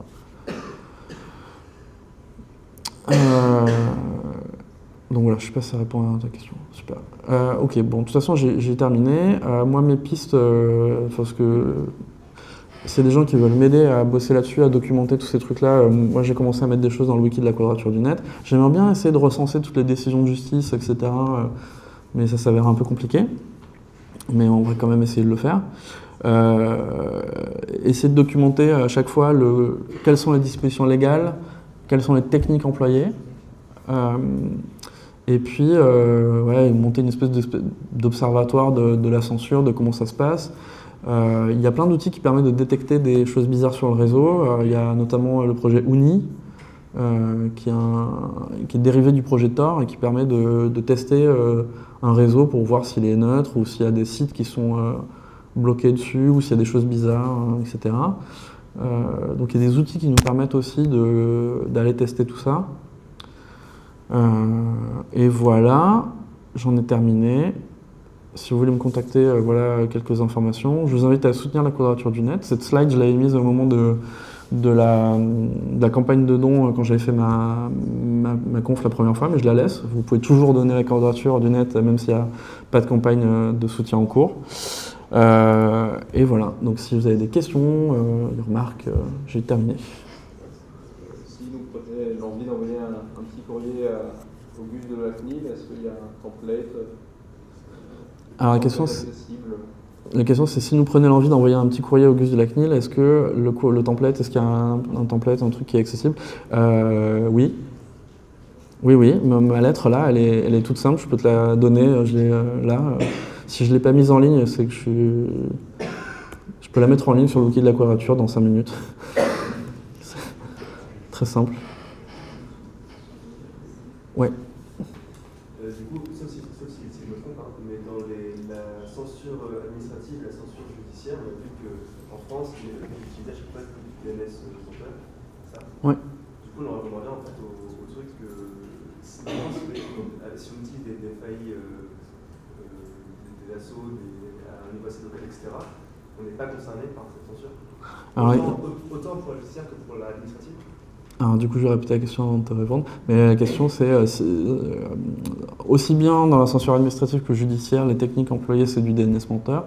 Est-ce que ça veut dire que si on passe par des fournisseurs d'accès alternatifs, fournisseurs d'accès associatifs, est-ce que du coup on échappe à cette censure? Et la réponse est oui. Pour les deux, que ce soit judiciaire ou administratif. Moi aujourd'hui, tu es chez Rhizome, tu es chez Illico, tu as accès à tout Internet. Il n'y a aucun site qui est censuré. Et c'est pas juste parce qu'on est des rebelles de l'internet, c'est juste comme ça, quoi. On n'est jamais venu nous le demander, donc juste on le fait pas, quoi. C'est quand même plus chiant d'aller empêcher l'accès à des trucs que de juste laisser les gens accéder à internet tel quel, quoi. Ouais.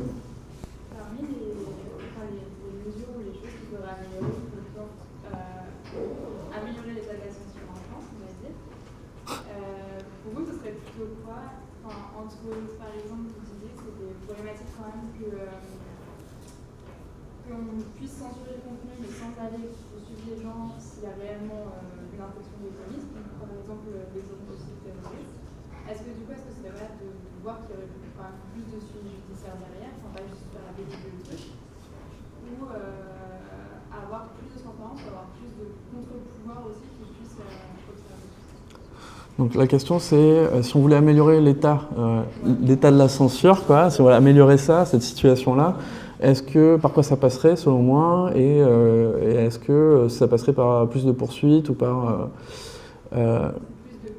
plus de transparence et plus de contre-pouvoir?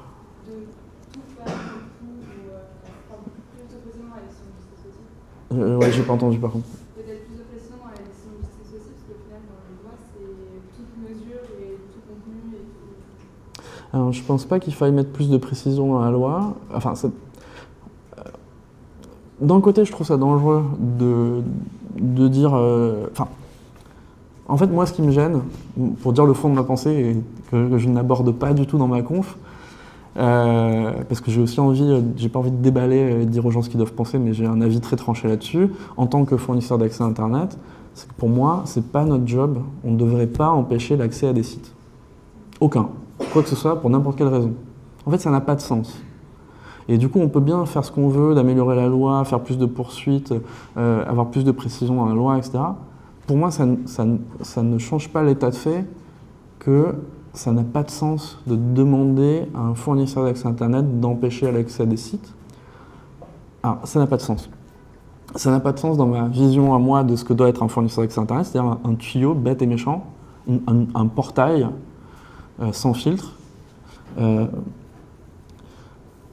Je comprends tout à fait que d'un point de vue extérieur, on va dire, d'un point de vue politicien, d'un point de vue de non-amoureux d'Internet, on se dise « Ah mais le fournisseur d'accès Internet, c'est vraiment le point central sur lequel on peut censurer, etc. Donc il faut absolument qu'on le fasse à ce niveau-là. » Moi je suis pas d'accord, c'est justement parce que c'est un point névralgique et que c'est l'endroit qui permet à tout le monde de se connecter, de se raccorder à tout le reste, que c'est à cet endroit-là qui doit être vraiment protégé et sur lequel il ne doit pas y avoir de choses comme ça. Et en parallèle, on l'a vu en termes d'efficacité, ça n'a... En fait, il ne faut surtout pas rentrer dans le truc de l'efficacité, j'en parle, mais en fait, il ne faut pas rentrer là-dedans parce que un des dangers, c'est justement, si on montre que, mais oui, le DNS menteur, ça ne marche pas, on peut facilement contourner, etc., du coup, la loi, elle permet déjà de mettre en œuvre des techniques qui sont beaucoup plus intrusives. Et donc moi, j'aimerais bien que le débat s'oriente vers quand est-ce qu'on se débarrasse de tous ces trucs ? Quand est-ce qu'on arrête de vouloir légiférer sur Internet de manière stupide ? À mon avis. Oui. C'est même un principe qui est un peu fondateur d'Internet, c'est le fait que les tuyaux ne devraient pas être... on ne devrait pas filtrer ce qui peut et ce qui ne peut pas passer par les tuyaux, et surtout ça ne devrait pas être différent d'un utilisateur à l'autre. C'est un principe fondamental qui s'appelle la neutralité du net, je pense que... Ouais, c'est ce que... Ouais, voilà. On me fait remarquer que c'est justement un des principes fondateurs d'Internet qui est qu'il ne devrait pas y avoir de discrimination, d'atteinte.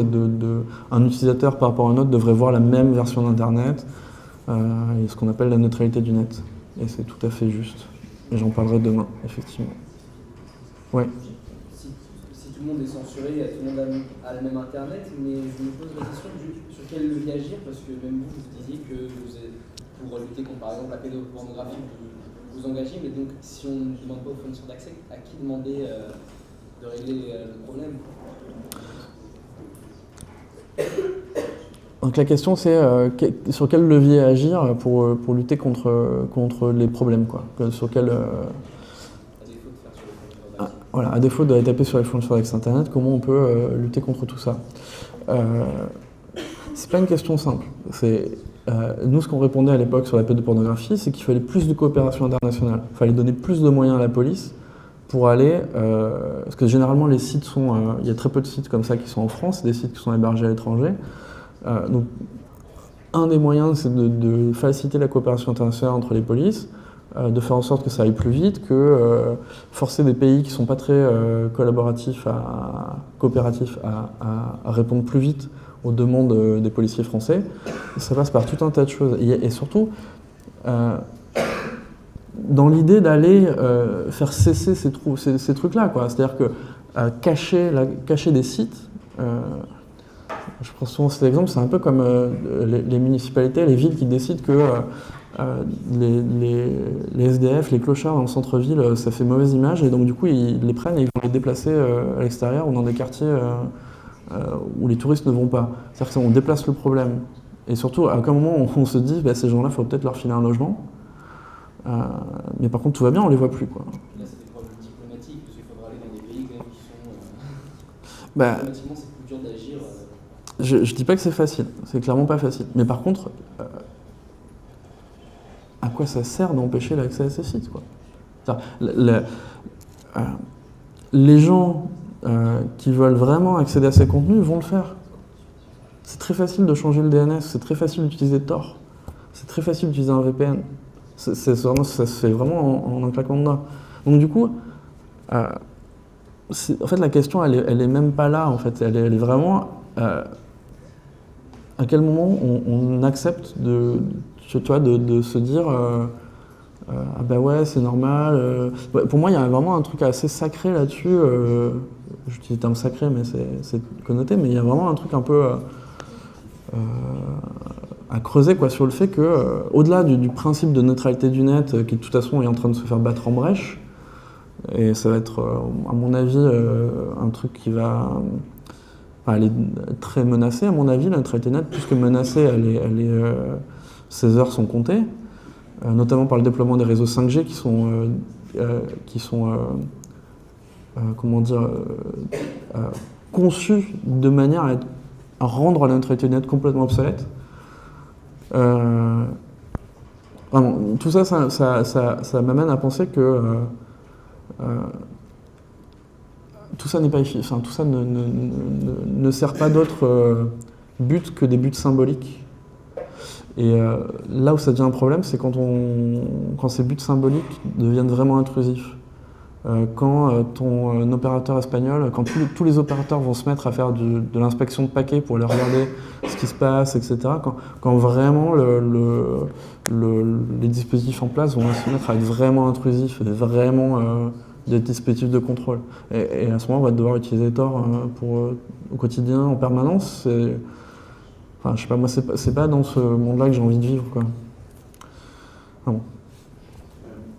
Tout à l'heure, tu as dit que le problème de l'efficacité était à mettre de côté parce qu'effectivement, il y avait le risque que ça montre l'inefficacité, donc ça engendre d'autres choses. Mais en revanche, là, tu viens de reprendre, c'est que le débat il est fondamental parce que la réponse ici, c'est que de toute façon, ça ne marche pas. Si ça marchait parfaitement, quelque part, ce serait plus difficile de tenir un discours. Si on disait, ok, il y a de la censure, mais regardez, il n'y a plus du tout de pédopornographie dans le monde et on a réglé le problème du terrorisme, alors on aurait plus de mal à discuter, quoi. Sauf qu'effectivement, là, du coup, il y a une perte de liberté et de l'autre côté, il y a un gain qui est marginal ou nul, enfin, en disant marginal, on peut supposer qu'il y en a un quand même. Et donc, du coup, c'est cette balance-là qui reste quand même fondamentale. Ouais, je vais être incapable de répéter ce que tu viens de dire, mais... c'est pas pour tous les étudiants. Ouais, c'est compliqué de regarder ça, parce qu'effectivement, il y a une balance, il y a un gain marginal qui est fait au prix d'atteintes aux libertés qui sont importantes. Et merci, t'as repas. Est-ce qu'il y a d'autres questions? Ouais. Est-ce que je peux définir la censure? Oh là là, c'est dur comme question. Alors je veux... Parce que moi, en vous écoutant, j'entends dans certaines critiques un aspect négatif de la censure. Et après, quand je vois les blocages qui sont opérés, si on les regarde d'un point de vue éthique, a priori, c'est pas nécessairement choquant, selon le point de vue des personnes, vis-à-vis de certains blocages qui sont opérés. Parce que la censure, c'est juste l'acte de libération, cacher l'information au début de la libération. Du coup, la question, c'est comment je définis la censure, parce que du coup, quand on regarde ce qui est effectivement ce que j'ai décrit comme étant censuré, on peut se dire c'est normal que ça soit censuré. J'essaie de reformuler. C'est pas forcément normal, mais c'est acceptable que ça soit censuré. C'est acceptable. Et du coup, est-ce que c'est vraiment de la censure? C'est ça la question. Du coup, est-ce qu'on peut dire que c'est de la censure si du coup on considère que c'est acceptable d'empêcher l'accès à ces trucs-là? Moi j'ai entendu la censure comme quelque chose de négatif, justement. Le mot est de toute façon connoté négativement, mais dans certains cas, la censure, par exemple pour la pédopornographie, on va jamais dire que c'est un acte négatif. De toute façon, tout le monde est majorité contre ça. Donc, comment définir la censure sans garder cette connotation forcément négative Ouais, je regarde juste la fin. Comment définir la censure sans avoir une connotation négative de ce que c'est? En fait, pour moi, il y a forcément qu'une connotation négative à la censure. N'importe quelle censure, en fait, c'est l'acte d'empêcher l'accès à de l'information, l'accès à la publication. Le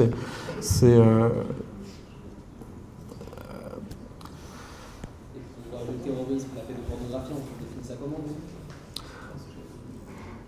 J'appelle toujours ça de la censure en fait. Pour moi, c'est pas parce que c'est tout à fait louable ou acceptable. Moi, je suis absolument contre la pédophilie, absolument contre la pédopornographie, absolument contre le terrorisme tel qu'on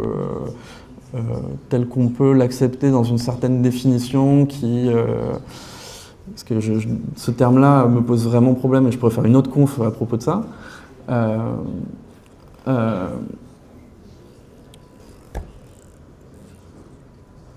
Pour moi, ça reste quand même de la censure. Et ça pose problème parce que quelles sont les garanties qu'on a que derrière ces mécanismes qui sont en place pour lutter contre des objectifs louables, quel mécanisme on a, quel contre-pouvoir on a pour s'assurer que ça ne soit pas dévoyé, que ça ne soit pas utilisé à d'autres fins. Les objectifs, c'est une chose. On peut ne pas appeler ça de la censure, on peut considérer que c'est acceptable. Moi, je considère que c'est primordial de continuer à appeler ça de la censure, parce que ce qui compte, c'est le mécanisme.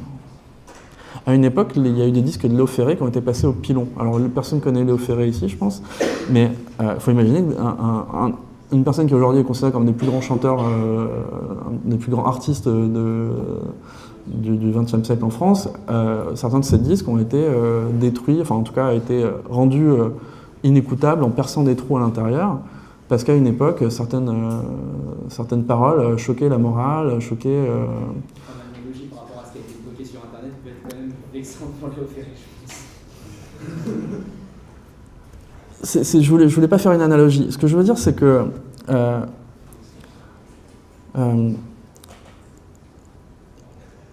pour moi, ça reste de la censure. Quel que soit la censure ne désigne pas juste l'acte d'empêcher l'accès à quelque chose qu'on considère comme comme devant pouvoir être accessible. Et d'ailleurs, moi, je considère que les sites djihadistes, alors pour la pédographie, non, je pense que c'est pas, je tiens pas à y accéder. Je pense que personne ne devrait y accéder, mais c'est juste, je considère que c'est pas mon rôle en tant que fournisseur d'accès à Internet d'empêcher l'accès à ces sites-là. Et les sites djihadistes, pour des gens qui font de la recherche, des journalistes, qui veulent aller comprendre comment ces sites fonctionnent, comment la radicalisation se produit, comment ces gens-là communiquent, quelles sont leurs méthodes, comment ils influencent l'esprit des gens. Il y a tout un tas de questions primordiales qui ne peuvent pas être étudiées, qui ne peuvent pas être... qui peuvent pas être du tout résolues si on empêche totalement l'accès à ces sites-là. Ça pose vraiment question. Si on se dit la censure doit être fonctionnelle à 100% et que du coup personne ne doit accéder à un site djihadiste, comment on comprend comment l'ennemi, puisque c'est comme ça que se définit le terrorisme, c'est une notion d'ennemi, comment cet ennemi fonctionne, quelles sont les méthodes, et c'est primordial de se poser ces questions-là. Il y a plein de journalistes français qui... je peux citer David Thompson, c'est lui qui a découvert que Islamic News le premier site était bloqué. Ces gens-là, ces journalistes-là, qui passent leur temps à donner des nouvelles, à parfois être plus avancés que les services de renseignement français, ils sont en contact direct avec des djihadistes sur place. ces gens-là, s'ils ne peuvent pas accéder à ces sites-là, ils ne peuvent pas faire leur travail. Ils ne peuvent pas nous informer, ils ne peuvent pas nous éclairer sur ce qui se passe, sur comment ça fonctionne, sur quel est l'état des troupes en face, sur ce que tu veux. Je ne sais pas si ça... J'ai l'impression que ça ne te satisfait pas, mais on pourra en discuter. Ils peuvent se défendre. Si les canaux de communication sont coupés, il y a besoin, et Internet va exister pendant un certain nombre de temps, et l'information passait quand même pendant les guerres, on arrivait à connaître l'ennemi quand même. Si on leur coupe les canaux d'information. Après, c'est juste des avis personnels. Ouais. Au-delà, alors c'était une remarque, parce qu'au-delà de l'idée de censure légitime, il y a quand même l'impression qu'on prend un petit peu notre sacro-sainte démocratie pour acquise. Il ne faut pas oublier que là, on recule petit pas par petit pas, loi après loi, sur nos libertés. Et comme un peu l'idée de la grenouille qui ne doit pas bouillir, on pourrait très bien un jour se retrouver avec un pays qui n'est plus du tout une démocratie et se demander mais comment on en est arrivé là. Le problème, c'est que notre démocratie, si on considère que c'est une démocratie, pour l'instant elle existe encore, mais demain, il pourrait y avoir des gouvernements moins scrupuleux qui pourraient utiliser ces outils qui étaient auparavant illégaux et qu'on a légalisés, les utiliser à des fins beaucoup moins louables, l'idée de la défense du terrorisme ou l'idée de la pornographie, qui nous dit qu'un jour, l'État ne pourrait pas avoir envie de bloquer, par exemple, ce qu'on appelle déjà les terroristes verts. On parle des écologistes, pour certains, l'État assignés à résidence au lendemain des attentats du 13 novembre. Oui. Donc je vais essayer de résumer ça. En gros, la remarque c'est on part d'un présupposé qu'on vit dans une démocratie, tout ce qui est de plus acceptable, et que du coup ce qui est mis en place est fait pour des objectifs louables, que ça concourt à l'intérêt général, etc. Mais qu'est-ce qui se passe quand petit pas par petit pas, la situation se dégrade et on se retrouve à être dans une situation où la définition de terrorisme change. Du coup, on peut citer le terrorisme vert et des écolos qui ont été assignés résidence au moment de la COP21. Et donc, cette image de la grenouille qui est dans une casserole et on monte la température de l'eau graduellement et la grenouille ne s'en rend pas compte. Et moi, ça me pose vraiment question. En fait, pour revenir, je ne suis pas totalement opposé à la censure, etc. Mais pour moi, il faut un minimum de contre-pouvoir. C'est une question de compromis. Je préférerais toujours du judiciaire à l'administratif. C'est pas génial, mais aujourd'hui, la manière dont ça fonctionne, avec zéro contre-pouvoir, moi, ça ne me satisfait pas du tout. Aujourd'hui, Indymedia, la manière dont a été vendue la loi, c'était ça va nous permettre de juguler la radicalisation en ligne, ça va permettre que des jeunes gens ne tombent pas sur des sites djihadistes et ne tombent pas là-dedans. Indymedia, ça n'a rien à voir avec ça, quoi. Les bonhommes de la COP21, enfin les militants verts, écolos anti-COP21, anticapitalistes, les assignations à résidence sous l'état d'urgence, elles n'étaient pas faites pour eux à la base. Elles n'ont pas été vendues comme étant... Mais sauf qu'en fait, une fois que les mécanismes et les pouvoirs et les contre-pouvoirs sont en place, les définitions, c'est le pouvoir qui les donne. Aujourd'hui, faire l'apologie d'actes de terrorisme ou provoquer des actes de terrorisme, qu'est-ce que ça veut dire? C'est quoi le terrorisme? C'est pas défini dans la loi. Et en plus, sur le terrorisme, c'est toujours le pouvoir qui définit ce qui est considéré comme terroriste ou pas. Donc, pas moins après, on va rentrer dans un débat philosophique, mais... Ouais. J'ai peur de sortir un peu du sujet, mais j'ai juste entendu, il y a quelques mois auparavant, aux États-Unis, il y a une loi, un décret qui a été supprimé, parce qu'on parlait de la neutralité d'Internet. C'est possible d'en parler un petit peu, pour expliquer Non, il faudra revenir demain à 8h. Non, la question c'était, il y a un changement aux États-Unis qui a mis fin à la neutralité du net. Alors effectivement, Trump est revenu sur l'avancée d'Obama de garantir la neutralité du net.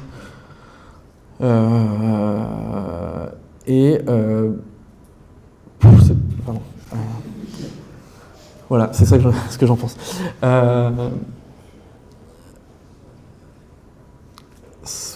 J'en pense plein de choses. Donc effectivement, aujourd'hui, les opérateurs américains peuvent faire un peu ce qu'ils veulent, mais il y a une bataille qui est en cours, il y a des gens qui se mobilisent là-bas aux États-Unis Il y a des contre-pouvoirs qui se développent et des gens qui montent des mobilisations, qui essayent de faire passer des choses au niveau des États pour contrebalancer les décisions fédérales.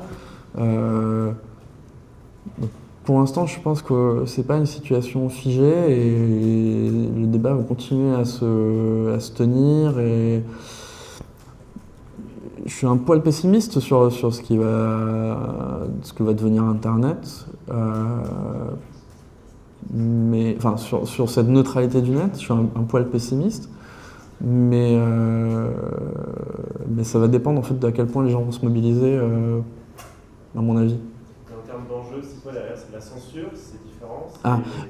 L'enjeu derrière, le premier enjeu, c'est tout simplement le fait que des fournisseurs d'accès vont commencer à avoir des offres à 2 vitesses, à 3 vitesses, avec des, en gros, parce que un fournisseur d'accès aura un partenariat privilégié avec YouTube, tu auras un accès très fluide et très rapide, ou avec Netflix. Et si tu es chez son concurrent, tu auras un accès très lent et tu pourras pas du tout y aller. Et c'est des jeux de trucs économiques, notamment. Parce que la pression pour mettre fin à la neutralité du net aux États-Unis, elle est là, elle vient vraiment des opérateurs de télécommunications qui cherchent à maximiser le profit et du coup à supprimer ce principe de neutralité qui, en gros, selon eux, les bride. Ils parlent même de leur liberté d'expression en tant que société de faire du profit, quoi. C'est assez bizarre. Et donc c'est d'abord un jeu économique, sauf que derrière il y a des enjeux de liberté d'expression, de liberté d'accès à l'information, parce qu'à partir du moment où un fournisseur d'accès décide à quel site tu peux accéder, avec quelle vitesse, dans quelle qualité, etc., et commence à sélectionner, c'est la porte ouverte à plein de dérives. Et donc les enjeux, ils peuvent paraître un peu, on va dire, pas grave au prime abord, mais il y a derrière ce principe de neutralité d'Internet, il y a un truc assez fort qui est que les tuyaux qui servent à faire fonctionner Internet doivent rester des tuyaux, quoi, c'est-à-dire transporter les informations sans choisir ce qui passe ou ce qui passe pas, quoi. Ouais. Pour revenir, désolé pour le changement de sujet, pour revenir au DNS, est-ce qu'un DNS peut être indépendant d'un FAI ou pas? Alors la question c'est est-ce qu'un DNS peut être indépendant d'un FAI ou pas? Oui, ça peut être totalement indépendant. Un patron, c'est un fichier déjà? Pardon, j'ai pas entendu. Un patron, c'est quoi comme élément que tu appelles ça? C'est un fichier ou... En gros, c'est un service auquel tu poses une question et il te répond. Et donc et du coup, si tu veux, toi, tu pourrais monter un tel service si tu voulais. Tu peux même avoir un annuaire qui tourne sur ton ordinateur portable. Et du coup, est-ce que c'est possible d'imaginer un DNS collaboratif qui n'appartiendrait à personne? Alors, la question, c'est est-ce qu'on pourrait imaginer un DNS qui n'appartiendrait à personne, collaboratif, etc. Que chaque utilisateur pourrait solliciter ou non, et du coup, qui ne serait pas sujet aux règles, à ce qu'on impose au niveau de la loi? J'ai envie de dire non, dans la manière dont c'est conçu. Tout ce que tu peux faire, c'est juste avoir des gens qui se mettent en commun et qui le font ensemble et qui garantissent que ce soit pas menteur, quoi, que ce soit un DNS honnête, loyal. Ou l'autre alternative, c'est que tu en aies un sur ton ordi et tu utilises ce service d'annuaire-là sur ton ordi. Il n'y a pas vraiment d'autres moyens de rendre ça un peu global ou... Enfin, en tout cas, c'est... Enfin, si, tu peux décider de monter une asso dont l'objet est de fournir un DNS. Il y a même un nouveau protocole de DNS sécurisé qui fait qu'en gros, entre ta machine et le service d'annuaire, c'est chiffré. Et du coup, des gens au milieu peuvent pas savoir quel site, quel est le domaine que tu as demandé, etc. Et donc ça, oui, ça peut être monté collaborativement en dehors de tout FAI. Et c'est très très simple à monter en fait. C'est vraiment très simple. Enfin, pour une certaine définition de simple. Ouais. À ta connaissance, est-ce qu'il y a un impact de la censure sur la notoriété la notoriété d'Indymedia est-ce connu ou justement est-ce que les journaux derrière le suivaient moins Alors, à ce qu'à ma connaissance, la censure a eu un effet sur la popularité d'Indymedia. Pour l'instant, ils ne sont pas censurés en fait. Les sites Indymedia Nantes et Grenoble sont toujours accessibles. C'est sans doute parce que la police attend, le ministère de l'Intérieur attend que le tribunal administratif se soit prononcé. Donc pour l'instant, il n'y a pas d'effet, on n'en a pas beaucoup parlé. Même les documents que j'ai sortis, ça a fait l'objet de 2 articles, un dans Next Impact, un dans Télérama. Voilà, ça n'a pas vraiment défrayé la chronique. Et je ne pense pas que ça ait suscité une énorme... vous n'en aviez pas entendu parler avant que je vous en parle ce soir, donc voilà, ça répond à ta question, je pense. Oui, oui. Est-ce que aussi, là actuellement, la police peut faire des demandes pour censurer certains sites, mais est-ce qu'une entreprise extérieure, ou même une personne, est-ce qu'elle peut faire une demande en signalant par exemple, en disant ce site-là La question c'est la police peut le faire, mais est-ce qu'une entreprise ou une personne peut aller demander à aller faire censurer un site Alors elle peut utiliser la plateforme de signalement du ministère de l'Intérieur qui s'appelle Pharos, c'est les mêmes gens d'ailleurs qui gèrent cette liste noire. Donc tu peux aller leur signaler tel site doit être bloqué, etc. Mais tu peux pas aller directement voir un hébergeur. Tu peux essayer, tu peux aller voir un hébergeur et lui dire je voudrais que tu retires ce contenu, mais... Juste, il va te dire, excuse-moi, t'es qui? Enfin, pour quelle raison? Ou certains hébergeurs vont le faire. Genre, sans aucune base légale, il y a des hébergeurs, ils ne cherchent pas à réfléchir. Il suffit de leur faire un mail à peu près bien fait, et en signant machin avocat à la fin, et ils discutent pas, quoi. Ce qui est un vrai problème. Hein. Ouais, je sais pas si ça répond à ta question. Oui. Est-ce que ça risque de se rajouter à cet arsenal de loi qui permet de censurer les sites? Quand on parlait de grenouilles, justement, il y a une loi en préparation sur les fake news. Donc la question c'est est-ce que ça va se rajouter à ça? Il y a un vrai enjeu derrière ce truc de cette loi des fake news. Je l'ai vu de loin, j'ai pas regardé de près ce qu'il y avait dedans. De ce que j'ai compris, ça dit qu'en gros, des sites qui répandent des mensonges ou je sais pas quoi peuvent être... je sais plus quelle est la procédure, si c'est si un juge ou c'est... Ok, du juge en référé, en vitesse. Bah ouais, ça se rajoutera à ça. Je le rajouterai dans ma conf si c'est voté. Si on se bouge, ça sera pas voté. Faut aussi se dire ça, c'est-à-dire qu'il n'y a rien de... faut pas être fataliste. Il y a moyen de lutter contre des lois mauvaises et de faire en sorte qu'elles ne soient pas votées avant qu'elles soient en œuvre. Oui. Et du coup, comment on lutte concrètement contre ce genre de mesures, contre ce genre de censure, contre la loi en préparation sur les fake news? La question c'est comment on lutte concrètement contre tout ça, etc. Voilà. Rejoignez la Quadrature du Net, soutenez la Quadrature du Net, notamment. On en discute après.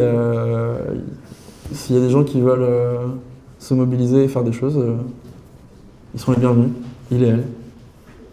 Des fois, quand il y a des projets de loi qui sont en débat, notamment international, je me souviens pendant le projet de loi renseignement, il y a la Quadrature du Net qui a le PIFON qui met à disposition une base de données de députés avec leur numéro de téléphone, leurs emails, qui permettent de les contacter directement sur le sujet du projet de loi.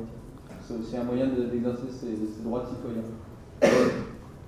Ouais, la remarque, je vais répéter, c'est important que ce soit dans la vidéo, c'est que on l'a vu notamment avec la... tu avais pris quel exemple? Le projet de loi renseignement. La Quadrature met en place un outil qui s'appelle le PIFON qui permet d'appeler les députés. En gros, c'est un des freins que peuvent avoir les gens pour appeler les députés, c'est notamment le coût de la communication.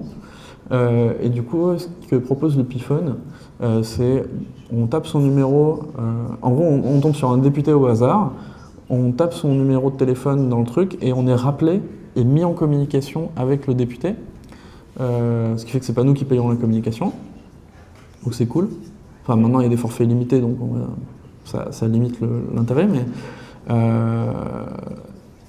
et ça permet d'appeler en masse tout un tas de députés pour leur dire « Je pense que cette loi est mauvaise, elle ne devrait pas être votée pour telle raison. » Il y a un truc qui est vraiment bien avec ce genre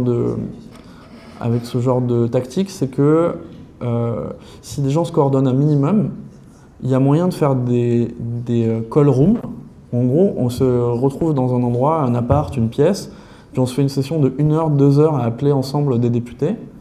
Alors en fait, quand on dit appeler des députés, ça peut faire peur, mais la plupart du temps, on tombe sur des assistants parlementaires qui sont des gens qui ont quelques années de plus que vous, mais pas forcément beaucoup plus, qui ont plutôt mon âge, et qui du coup vont comprendre quand vous allez leur parler d'internet et de trucs comme ça, qui vont être plutôt réceptifs, beaucoup plus que que les députés.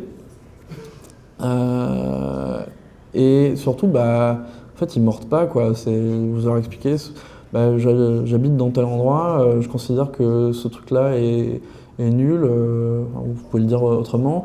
Et le truc bien, c'est que, alors au début, c'est intimidant et on est comme ça, et c'est très flippant, et on y prend goût, et c'est très bizarre, on en fait plein à la chaîne, et le faire ensemble, ça suscite pas mal de... Enfin, on rigole, vraiment, je sais, quand je le dis comme ça paraît bizarre, mais on avait fait ça pendant les rencontres mondiales du logiciel libre il y a quelques années, je crois que c'était pour Acta, où on avait appelé, on s'était pris une salle, et on avait appelé des députés, et ça s'était très bien passé. Et surtout, après, on peut s'échanger les arguments. C'est-à-dire que sur des projets de loi, les groupes parlementaires définissent des argumentaires et des contre-argumentaires. Que du coup, une fois qu'on les connaît, on peut répondre à leurs arguments. C'est-à-dire que, ah oui, un tel, il m'a dit que tel bout de la loi, il était inoffensif parce que tel truc. Et donc, du coup, après, l'intelligence collective que nous sommes, peuple d'Internet, on peut aller regarder et dire non mais en fait c'est pas vrai ce qu'il vient de dire parce que tel truc. Et là on peut rappeler à 10 personnes et dire non mais cet argument il est pas bon. Et il y a cet effet là de vraiment d'aller leur dire un peu de leur taper sur l'épaule en leur dire on est en train de regarder ce que vous faites. C'est pas bien. Il faut arrêter maintenant. Et ça a un vrai effet sur beaucoup plus que de leur envoyer des mails ou quoi que ce soit quoi. De vraiment aller décrocher le téléphone, d'aller dire ça me concerne, je suis inquiet, etc. C'est efficace, pas uniquement, pas forcément parce que nos arguments vont les convaincre. Non, c'est efficace parce que, franchement, j'ai reçu 50 appels dans la journée, ça m'est jamais arrivé. Visiblement, il y a plein de gens qui semblent concernés par le projet de loi Adopi, ou n'importe quel projet de loi, par le projet de loi fake news, visiblement c'est chaud, ça a l'air d'être vraiment suivi et les gens ils ont l'air de regarder qu'est-ce qu'on va voter quoi. Donc il faut qu'on fasse gaffe parce que derrière, peut-être que ça va nous nuire politiquement. Donc ça agit sur leur cerveau reptilien, les politiciens, de ce sujet-là, il est suivi, il est touchy, il brûle, il ne faut pas faire connerie. Donc au niveau français, ça marche moins bien qu'au niveau européen, parce que, ça marchait moins bien parce que les groupes parlementaires étaient bien cloisonnés et bien vraiment très vissés. Au Parlement européen, c'était assez phénoménal de voir à quel point les parlementaires, en fait, quand ils reçoivent une pression énorme de gens qui appellent, qui prennent un téléphone et qui appellent, au moment du vote, normalement, ce qui se passe, c'est qu'il faut imaginer, vous êtes l'hémicycle du Parlement européen. En bas, il y a des gens qui ont le rôle de dire à leur groupe parlementaire s'ils doivent voter pour ou contre, ou on ne sait pas trop. Et en fait, à chaque fois qu'il y a eu des votes un peu importants au Parlement européen, sur lesquels des gens se sont mobilisés massivement, au moment du vote, c'était la panique. Là où d'habitude, les gens regardent juste si machin, là, une espèce de moment de flottement absolument dingue, où vous pensez ne sait quoi faire, tout le monde regarde en l'air, en disant qu'est-ce qu'il faut, machin. Et au final, ce qui se passe, ce qui s'est toujours passé sur ces votes-là, c'est que le Parlement a voté dans le sens de ce pourquoi les gens appelaient. Au final, le truc qui les a marqués, c'est ok, bon là vraiment on est en train de nous regarder, ça passera pas inaperçu, il faut qu'on le vote dans le sens des citoyens. Il devrait le faire tout le temps, hein, mais c'est pas le cas. Pas d'autres questions? Merci.